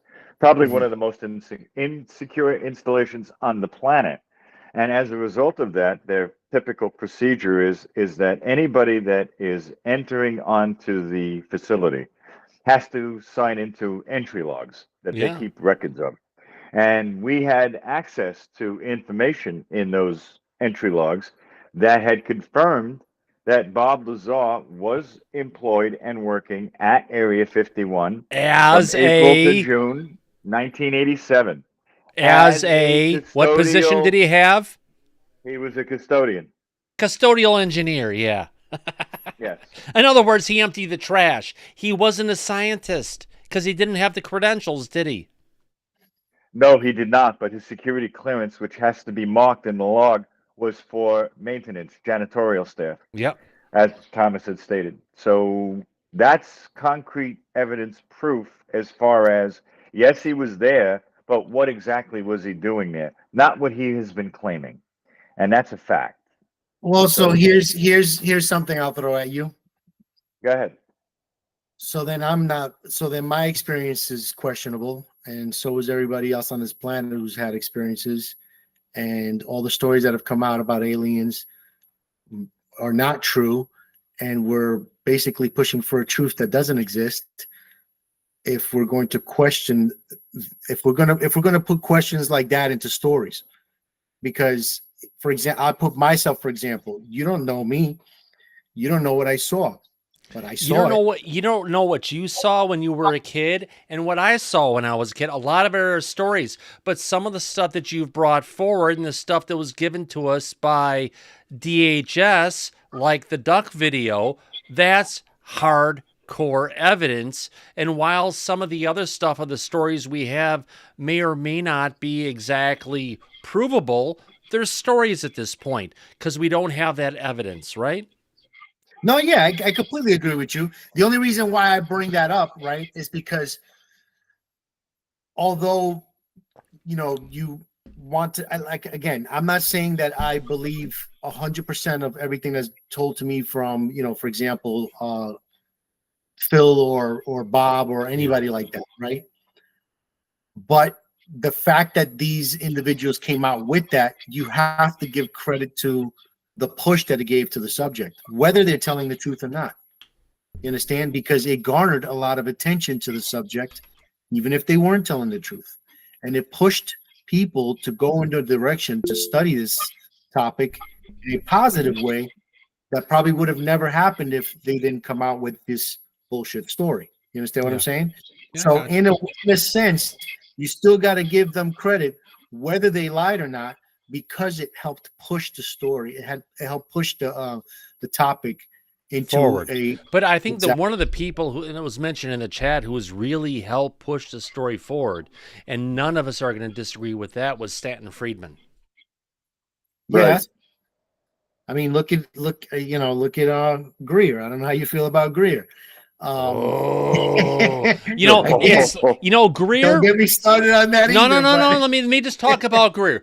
Greer was like a local pastor who had a great message, right? And connected with his local constituents. But then he got the understanding of the good old greenback and everything. And he went off to become a televangelist, and everything became about the almighty dollar. So he may have been good back in the day, but where he is now is not who he was then. So judge a person on what they're doing today versus on what they did 20 years ago, especially on Manhunt. And we're talking about, what is it? What was his name again? DC Muscle Wolf. Right? Oh my God. I broke that video on here. I brought up that picture many times. Let's see if I can find it. Hold on. I couldn't believe that when I saw it. Oh, yeah. Well, while you're doing that, I have a quick question for you, Andy. I know Matt has his hand up. I'll get to Matt in a minute. But my question to you is this. The rubber duck video, the one that the CBP, Customs and Border Patrol, had released officially, you noticed how downgraded that video was? Because Thomas and I covered it on the show. We went over it. The one that was a leak before that was much higher resolution. And the one that came out of the government, they specifically downgraded it to the point where it wasn't even resembling the original video. What are your thoughts on that, Andy? I actually found that funny because it's like, if you know the original is out, why would you post this one up in that manner? Like, it didn't make any sense. Like, I got the original, buddy, and you know it. I'm pretty sure you know that I got it because it was all over the place when I released it. So why would you do that? I found it hilarious. But I mean, to me, it just further proved that they it's like almost like they purposely want to release shit footage on their end. Like, they don't want to put anything clear out for some reason. I don't know why, but I did find that funny. Did you talk to your source in the government and ask him specifically why it was released in that way? I didn't ask him that, but he did know that they released the footage. He never made mention as to the quality of it. But maybe you should ask him again at one point. Actually, no, I'll probably ask him later today. I'll ask him later today, see what he says. That's a good idea. But yeah, that was funny. Yeah, that is funny. Matt, thank you for being patient. Go ahead, my friend. You're next. Yeah, I just wanted to know what you felt about the Mexican beings that were presented to us. That one.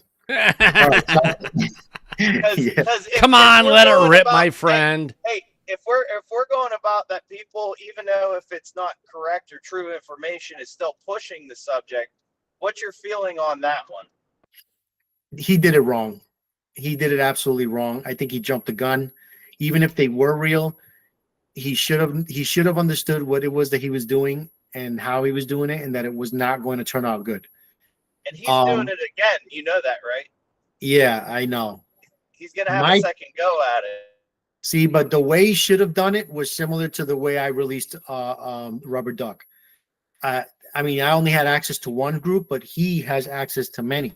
He could have had multiple organizations or individuals verify this to have that ready when it was presented. But instead, he only had the Mexican university, I forget what university, with, you know, his influence pushing whatever it is that they wanted him to say. And it just, I mean, I was so pissed off when I saw that. I'm like, what are you doing? Like, why are you doing it like this? And and we all know that Mexico believes in everything. You know what I'm saying? South America believes in every single thing you can think of. Even though there's a lot of legitimate things that people see, there's a lot of superstition that goes on in you know, Latin culture, especially down south. So I thought it was absolutely horrible way of bringing this forward. To me, it just felt like he was trying to benefit from what was happening in the United States and do his own thing and push this, you know, these bodies as real. And I also know, you know, Darcy has looked into this as well. And he, you know, and I've seen it myself. There are many groups that take advantage of this subject and create fake alien artifacts, these rocks that you'll find on eBay that, you know, have these carvings of aliens, or you go online and you'll find sites that are posting these up with bids of up to $6,000-7,000, sometimes over the, you know, hundreds of thousands of dollars for these authentic alien artifacts. And it's all bullshit. I actually found a page once on Instagram that I called out because it was like this motherfucker was finding an alien artifact every 2 days. Like, oh, look at this. You know what I'm saying? I mean, legitimately, and every single picture was a new artifact. And I'm like, buddy, where are you digging that you're finding so much alien shit? But it's, you know, it sounds like a Mexican version of the Billy Maya stories, right, Thomas? Oh my gosh, Billy Meyer. He's about as reputable as Bob Lazar. Yeah, it sucks. You know, I also, another one was Charles Hall. I heard about that too, and I was a little disappointed. I was like, fuck, man. Like, what are you gonna, you know, you have to question every single person now that comes out with a story. Yeah. But that was disappointing. That was disappointing. Absolutely. Any questions from any of our friends in the back? Andy, Brian, Michael, anybody? Wow, the guys who usually have a lot of things to say are quiet today. Apparently, we've been saying a lot of the good stuff, my friend. So I have to say, you've been involved in this for a while. You've gotten some great stuff from the DHS. You've been recently featured in the latest video from Darcy. What's next, my friend? Where are you headed towards at this point? Actually, there's another documentary that coming out soon with Darcy that we worked on together. That one is exciting. What is it about, Andy? I don't know if I can say anything. Darcy didn't give me the okay to say. Okay, you've got something very interesting coming out, and you can't wait for the information to be out there for everyone to hear about it. But it sounds really exciting, and you sound very invigorated by it. Well, I only say this because he said it himself recently, so I don't think he'd get mad at me if I say it, because We'll repeat it. Yeah, absolutely. It has to do with Puerto Rico. Oh, there you go. Christian Morales, where are you, my friend? You're from Puerto Rico as well. Why haven't you called in? Yeah. Yeah, so we let's just say we got a hold of someone really, really cool. I never thought I would be speaking to this individual or even finding this individual, which is pretty exciting. Yeah. And I'm not saying that for the video. I'm not saying it for anything. I'm just saying it from me, from my, you know, from your own personal experience. You're like, holy shit, I can't believe we got this information. We got this individual. This is going to blow your mind. Yeah. No one's ever spoken to this individual ever. So wow. It was really, really exciting to find that out. Is there a time frame next 6 months, 12 months out? I know he's working on it now. He actually teased a few clips of it and snapshots of it in the last talk that we did, which I was like really pissed off because I'm like, don't do this to me. But he's definitely working on it. He's working on it as we speak.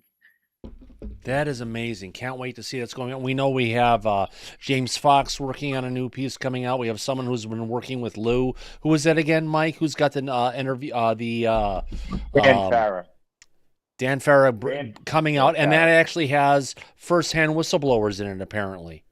It does, the same as James Fox's The Program documentary. Yeah. Plus, around the same time that it's due to come out, which is September, October of this year, Lou's book is going to come out I just need to reach around the up same here time. and bring up some kind of a example. If I see a picture of something, oh my gosh, look at this picture. Look at this. It's a UFO. Does that make me, and it's coming from a library, the Library of Congress, and where they have stuff locked up for Project Blue Book. Does that make me, Mike, a first-hand whistleblower? No, Thomas, it does not. Andy, your thoughts? What do you think? I don't think so either. No, I see a picture that someone else took, and I'm going to talk about it. I'm not a first-hand whistleblower because the person who took the picture is the first-hand whistleblower because they were actually there, right? So he's a second-hand. But, I mean, it's still... The second-hand person would be the person who he's talking about it to. It's almost a third band, third level of whistleblower because you have someone who's seeing the picture, the information. Let's say I see a UFO, right? And I explain it to you. You're a second-hand whistleblower. You're a second-hand person who's getting this information because I am telling it to you. But if you're talking about a person who got a picture of something and all they're doing is someone else saw that picture, that's like a tertiary observer, if not beyond it, because the original person who took it couldn't describe it to you, and all you're doing is looking at a picture with comments written to by another person. Yeah. Plus, the picture that person is looking at does not know if it's authentic or not. So anything that they're saying about it is not accurate information, potentially. That's another issue. Well, right, I Tom? mean, this is one of the things with this subject, too, is, you know... What's real and what isn't. Yeah, you know, there's so much doubt with everything, you know, and then the problem too is that it's unfortunate because then we create, we make the subject more complicated ourselves with all these questions, and we dissect it so much that it becomes like it's almost like we give life to a whole nother reality of what's happening, and we get lost again. You know what I'm saying? And unfortunately, that's probably the only thing that, you know, kind of gets me upset with this all is because, for example, like Sheehan with that photo is like, son of a bitch, but you didn't have it. You couldn't, like, you know, he's talking about having traced it or whatever. You didn't have the tracing. Like, it's cool. He drew the symbols down on the back of a paper pad and it didn't get out there, but then he lost it and didn't have a backup of it. So now he has to go to his memory of what he saw to try and bring out the truth of what he actually saw, which can get a little fuzzy at times. You know, I mean, it's it kind of, I was excited and it's cool to hear him say it, but I thought about that afterwards and I'm like, fuck, like, you didn't have a copy? Like, you know what I'm saying? Like, you couldn't, like, You didn't have a little camera you could bring it out and go, you know, take That's it, what put I'm it aside and hide it. But this is why I said that I feel like it's going to push this. I feel like there's someone out there right now that's like contemplating whether or not they want to be that guy. Yeah. And they have real information, they have real footage, they have real evidence, but they're probably fighting with themselves whether or not they want to bring it out. Yeah. Or if they can get it cleared by DOPSA to bring it out, because if they don't, then they go to jail if they talk about it publicly. You know that, right, Andy? No, yeah, I know, but I mean, who knows if someone out there is willing to take that leap of faith to see what happens. And there were some Oh, you people in the mean chat earlier today, Mike, that were going and basically trouncing and discrediting Grush about the things that he had said. It was only statements, unverified. But the reality is, everything that Grush had said was already verified, if you want to call it, by the ICIG. And if he lied about anything that he was saying, right, he'd end up paying tens of thousands of dollars in fine and wind up in prison if he wasn't telling the truth. Yeah, he That's would what be people charged forget. with a crime. Yeah, they do. And plus, Thomas Mannheim decided after he investigated and looked into Grush's claims and stated to the Congress that they are credible and urgent. Yes, So highly credible and urgent. yeah, right. So it's not speculation. It's not him telling tall tales. It's something that was investigated, verified, and deemed to be credible and urgent and brought directly to the attention of the Congress. So that's not something you can easily dismiss. Is it, Andy? No, absolutely not. I mean, if they found it that urgent, I mean, that means whatever it is that he brought forward convinced them that something really is being hidden or something really is happening.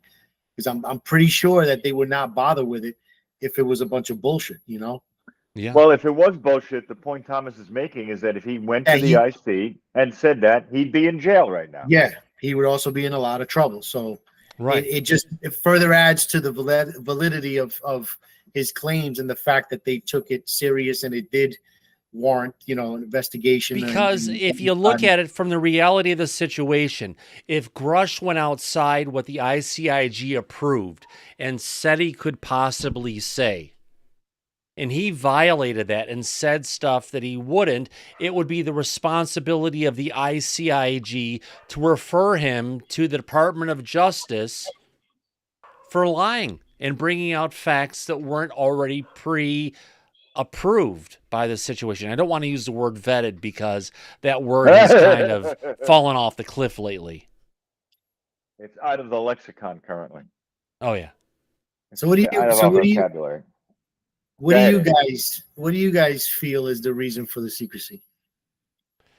That's a deep, deep question.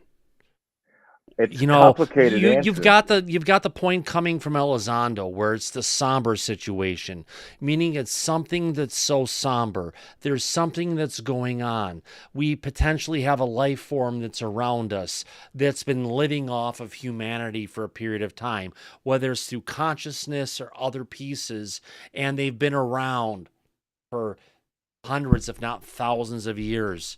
And that information, if it comes forward, could potentially damage how people view our local governments, our national governments, our world governments, and could potentially take all the money schemes that are in play and screw things up. So the last thing our government wants to do is allow that to happen. More importantly, they see anything that's coming from the non-human intelligence technology-wise as a weapon of war, even though it could be used to revolutionize how we deal with energy and create energy on this planet.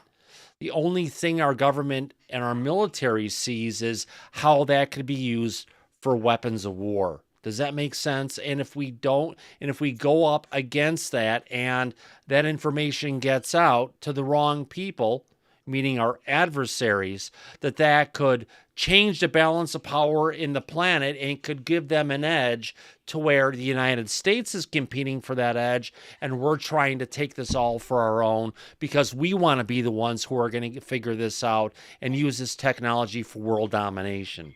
It's just this whole thing where we have an opportunity to advance humanity, but the warmongers are getting in the way of allowing us to use that technology for the betterment of the human civilization and focusing on it just for its wartime capabilities. Does that make sense, Andy? Yeah, it makes sense. How do you feel about this? Very well said, Thomas. But before we get to the Andy, We have a few hands that are up back Oh, there. Matt, go ahead. Matt, you're next. Yeah, I just want to say that I think it's a financial gain, and also when you put it into the military aspect of it, it's very easily hidden. So there's two different parts of that, and I think what Thomas said was eloquently said, and I think it was perfectly done. It's a financial gain, and it lines the pockets of many people, and to label it as a weapon of war or a weapon, it just solidifies that the government doesn't have to say shit, and they hire people in our government to let them know that they can say whatever they want, but one guy is going to say it's not real, it's all fake.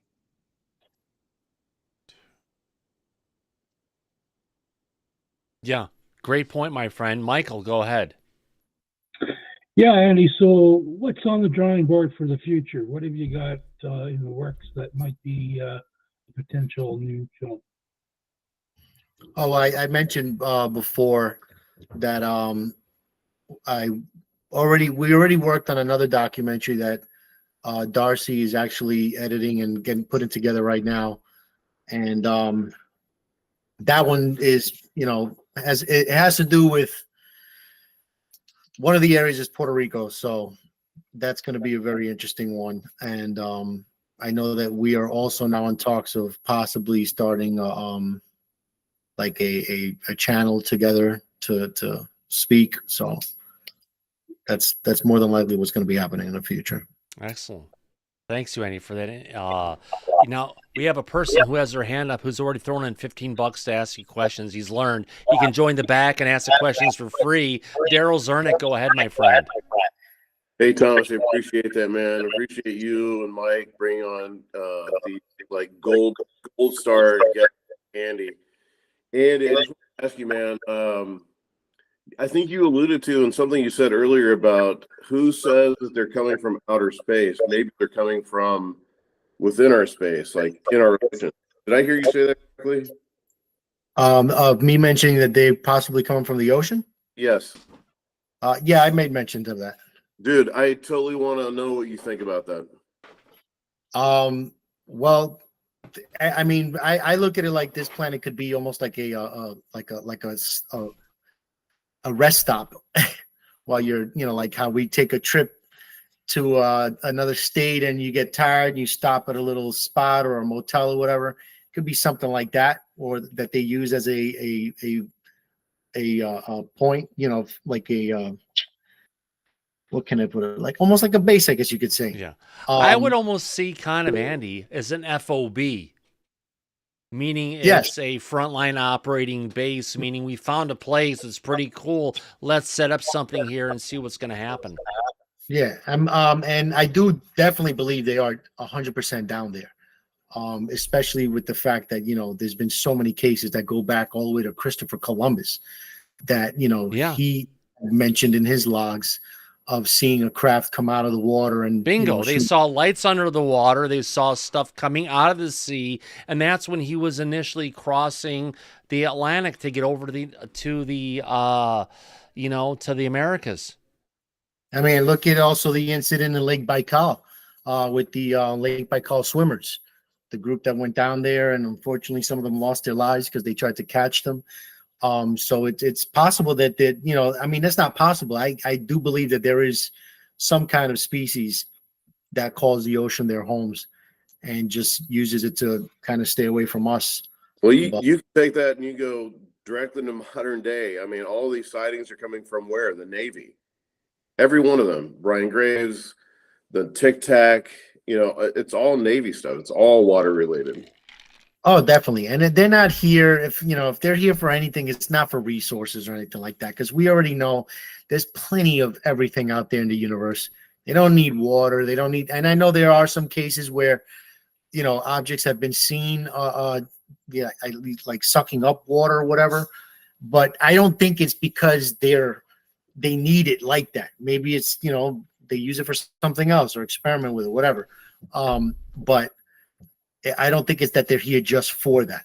And what they found out is water is pervasive in the universe. A lot of times when stars go nova, they produce a lot of water that's out there.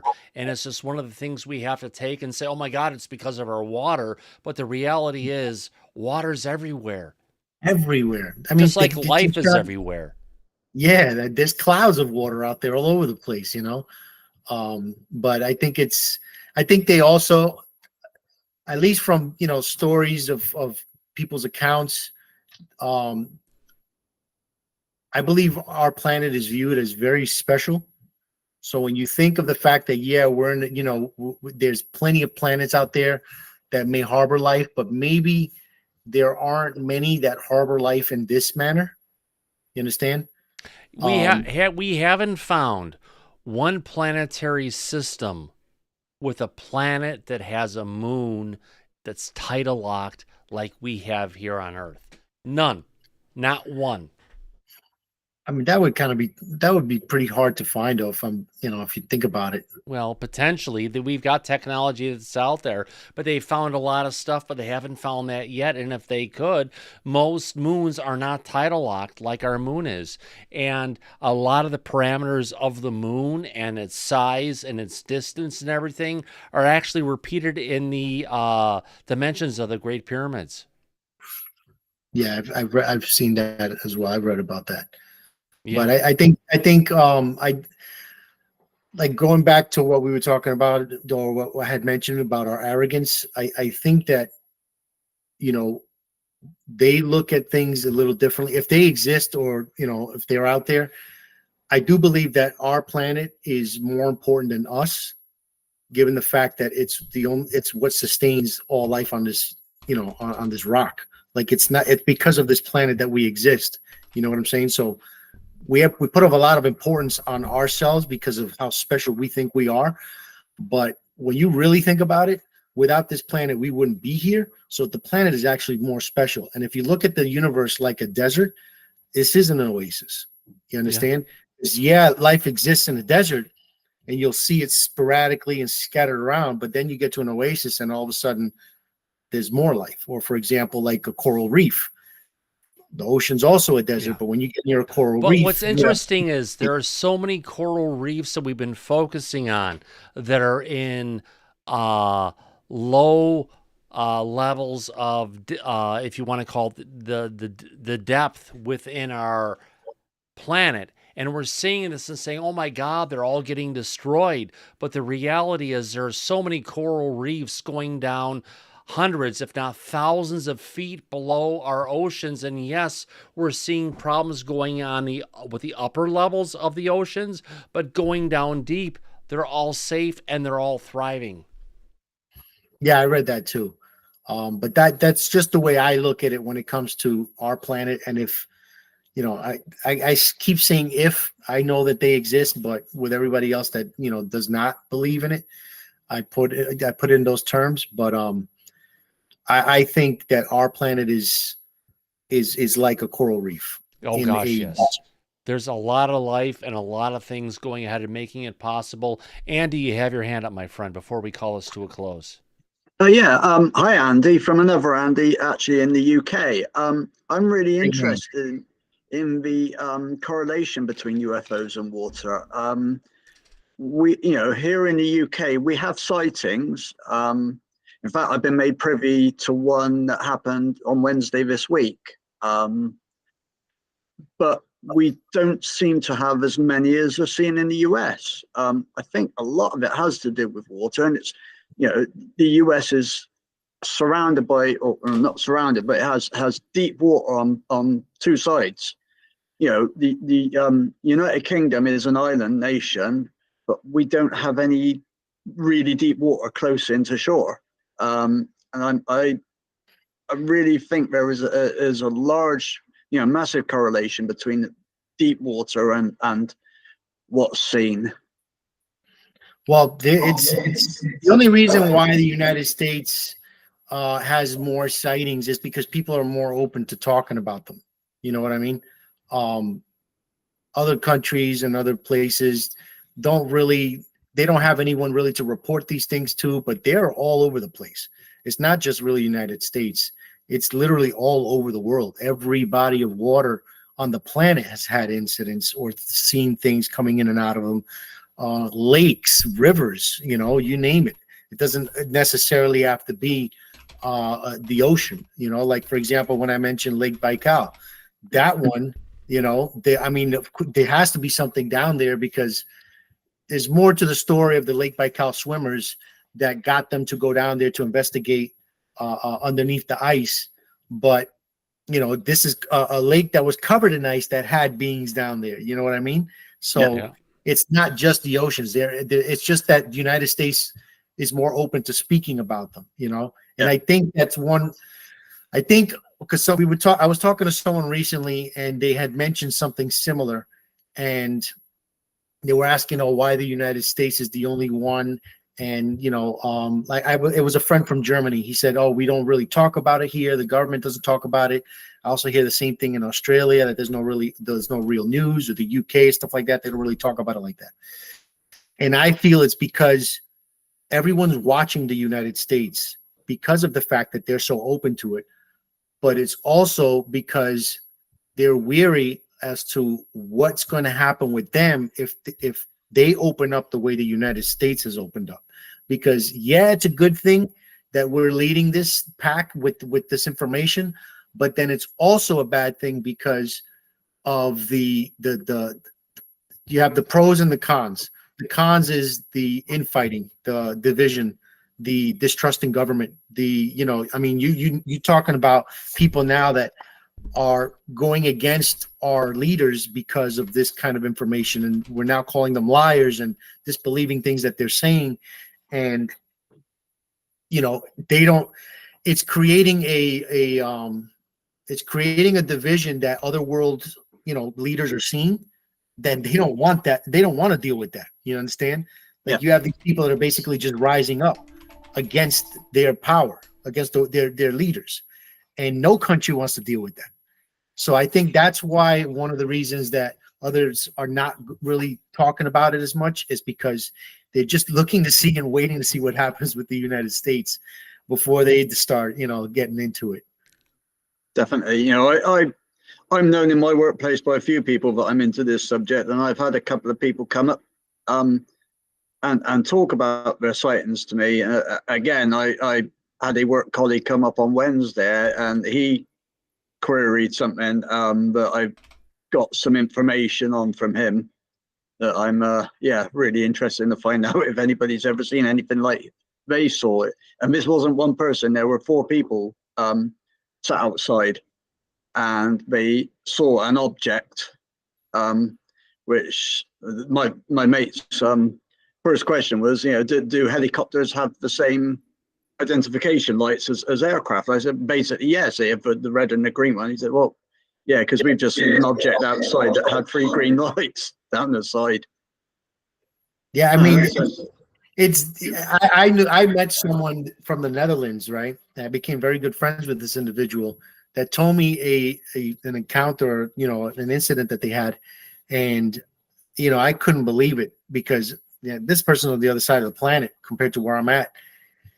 And the fact that this individual's story was identical to what happened to me after I had the sighting here in Long Island, it just blew me away, because how can that be coincidence? You understand what I'm saying? Like, even if you don't believe in this subject, then explain that. How can so many people all over the globe for God knows how many years have such similar experiences? It cannot be some figment of imagination or a hallucination or delusion.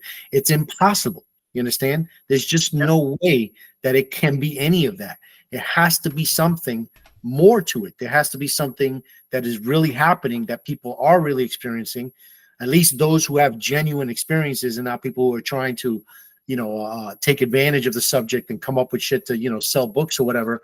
But genuine experiences have many, many commonalities. Like, there's so many things that are similar. And again, with what happened to her, she had an incident in her room where she, had experienced something enter her room, and she felt paralyzed, and also thought at first it was sleep paralysis. But later on realized it couldn't have been that. And same thing happened with me. And I researched and I found dozens of other stories that depicted the exact same scenarios where some had their eyes open, others did not have their eyes open. The ones who did saw things, saw the beings. The others, for example, like me, yeah, I may have not opened my eyes, but I know for a fact that something was in my room. Something happened to me. I don't think I was in my room when it happened to me. And the fact that, you know, many stories out there were identical to it tells me that something is really happening. Something does exist. Something is intermingling with our species for whatever reason. And it's 1,000% real. You know, it's just understanding why or what it is that they're doing or what purpose is there. And it could be, like I said, you know, that's another reason why I said maybe people are not going to be ready for the truth or happy with it, because it may not be what we want to hear. Because, I mean, just think about this also. We're a species that will go out and kill a brand new species just to look at what it looks like in the inside, to understand how it operates from the inside, because there's only one way to really do it: cut them open, right? So if we're doing that with every single species on this planet, and we've done it to every single species on this planet because we have the anatomy and understand how they work and know how to take care of them and treat them and all that, then is it so far-fetched to think that there's something else out there doing the same thing with us or viewing us in the same way?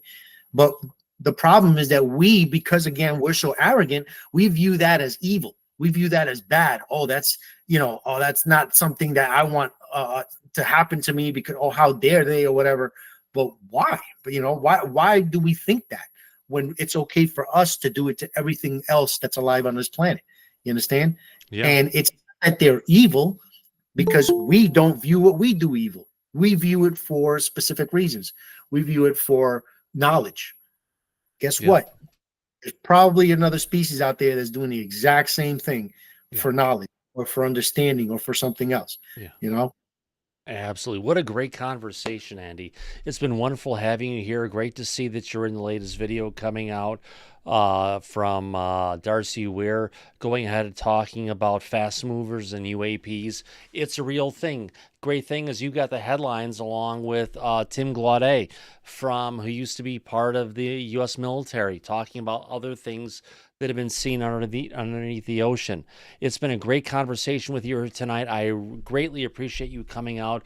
More importantly, if I can really quick, hang out until we're done, because I'm sure the people in the back have got some questions. I want to go ahead and thank the people, you know, who have given us some super chats tonight. I've only got some of them up here, but I want to go ahead and thank the people who have given us those super chats. Who am I talking about?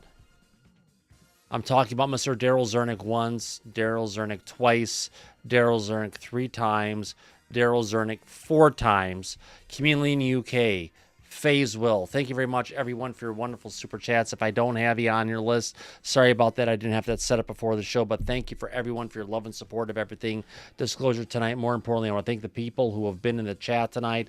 Most importantly, I want to thank who's still out there right now. I want to thank Abby Araxa, Anthony Mack After Death, Brian Morgan, Charles Kerr, Dr. Tim Taylor from the great country of Taiwan, who's also working with our friends in Ukraine from the National Academy of Sciences, who are dealing with and trying to bring out the truth on the phantoms and cosmics that have been seen over that country. And they're not just there, they're all over the world. I want to thank EBE8, Eli McGinnis, Eric Groth and the Gurus, Father Jack, I'm Cold, JCat, Jose Lopez, Karen at Lady Ape, Kathy, Kelly Broat with those piercing blue eyes, King Bull, Lord Mathis, Mario's Taco, Matt Ramon, Metal Gaming, Mick, Ms. Cuss Out, Nathan Forrest, OG Skywatch, Paul Damon, Pete Liebel, Faze Will, Resonate, Rough Reddy's been around, as well as Z. Shelley Montgomery, Shermanator Osborne,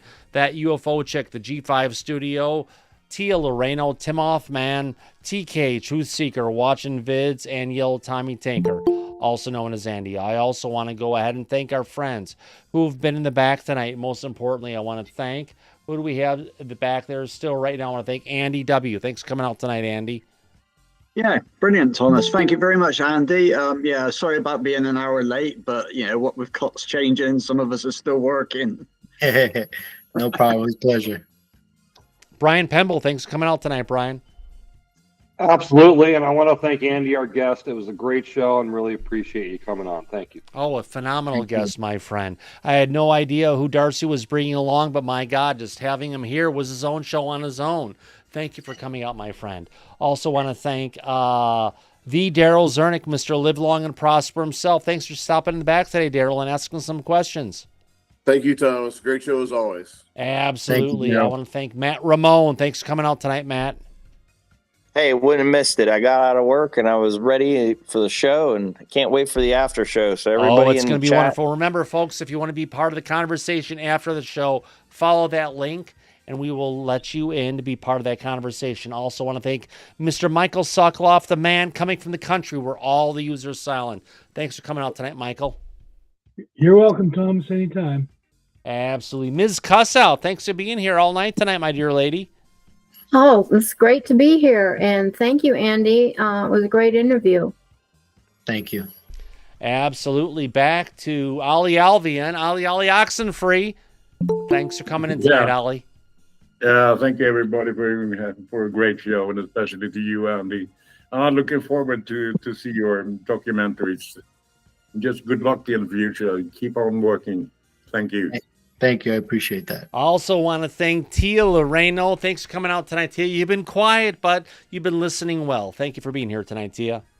Oh, I wouldn't have missed it. Thank you. Yeah, all that education, you know, you got to soak it up. Phenomenal soak it up. conversation, isn't it? You know, not a lot of viewers tonight, but my God, happy Friday. We finally made it. It's 8:09 p.m. Pacific time, which means it's a lot later everywhere else in the world. Thank you for coming out tonight. And more importantly, I want to go ahead and thank Mike Disclosure. Thanks for coming in tonight, Mike. Oh, my pleasure. It's one hell of a show. Great conversation, Andy. Thank you for joining us. We really appreciate it. Yes. Appreciate you too, bro. And absolutely, I want to thank Andy for coming out tonight. It wouldn't be the same without you. This has been a phenomenal conversation. Thank you for coming out and spending time with us. Hang out for after the show. I'm sure some people in the back would love to have some off-the-cuff questions for you, if that's all right with you. Yeah, definitely. And I just wanted to say, guys, give it a watch, the documentary by Darcy. Oh yeah. Fast Movers. I'm not saying it because I'm in it, but it's a very good documentary. He did a very good job doing it. It deals with a phenomenal topic that all of us are ready to listen to, my friend. And on that note, I want to thank everyone for coming out. And as we usually say on Disclosure tonight, at the end of every broadcast, eyes open, no fear, be safe, everyone. But go back to Party City where you belong. Absolutely. We'll catch you on the flip side. Good night, everybody. Love you. Y'all come back now here. Take care now. Bye-bye.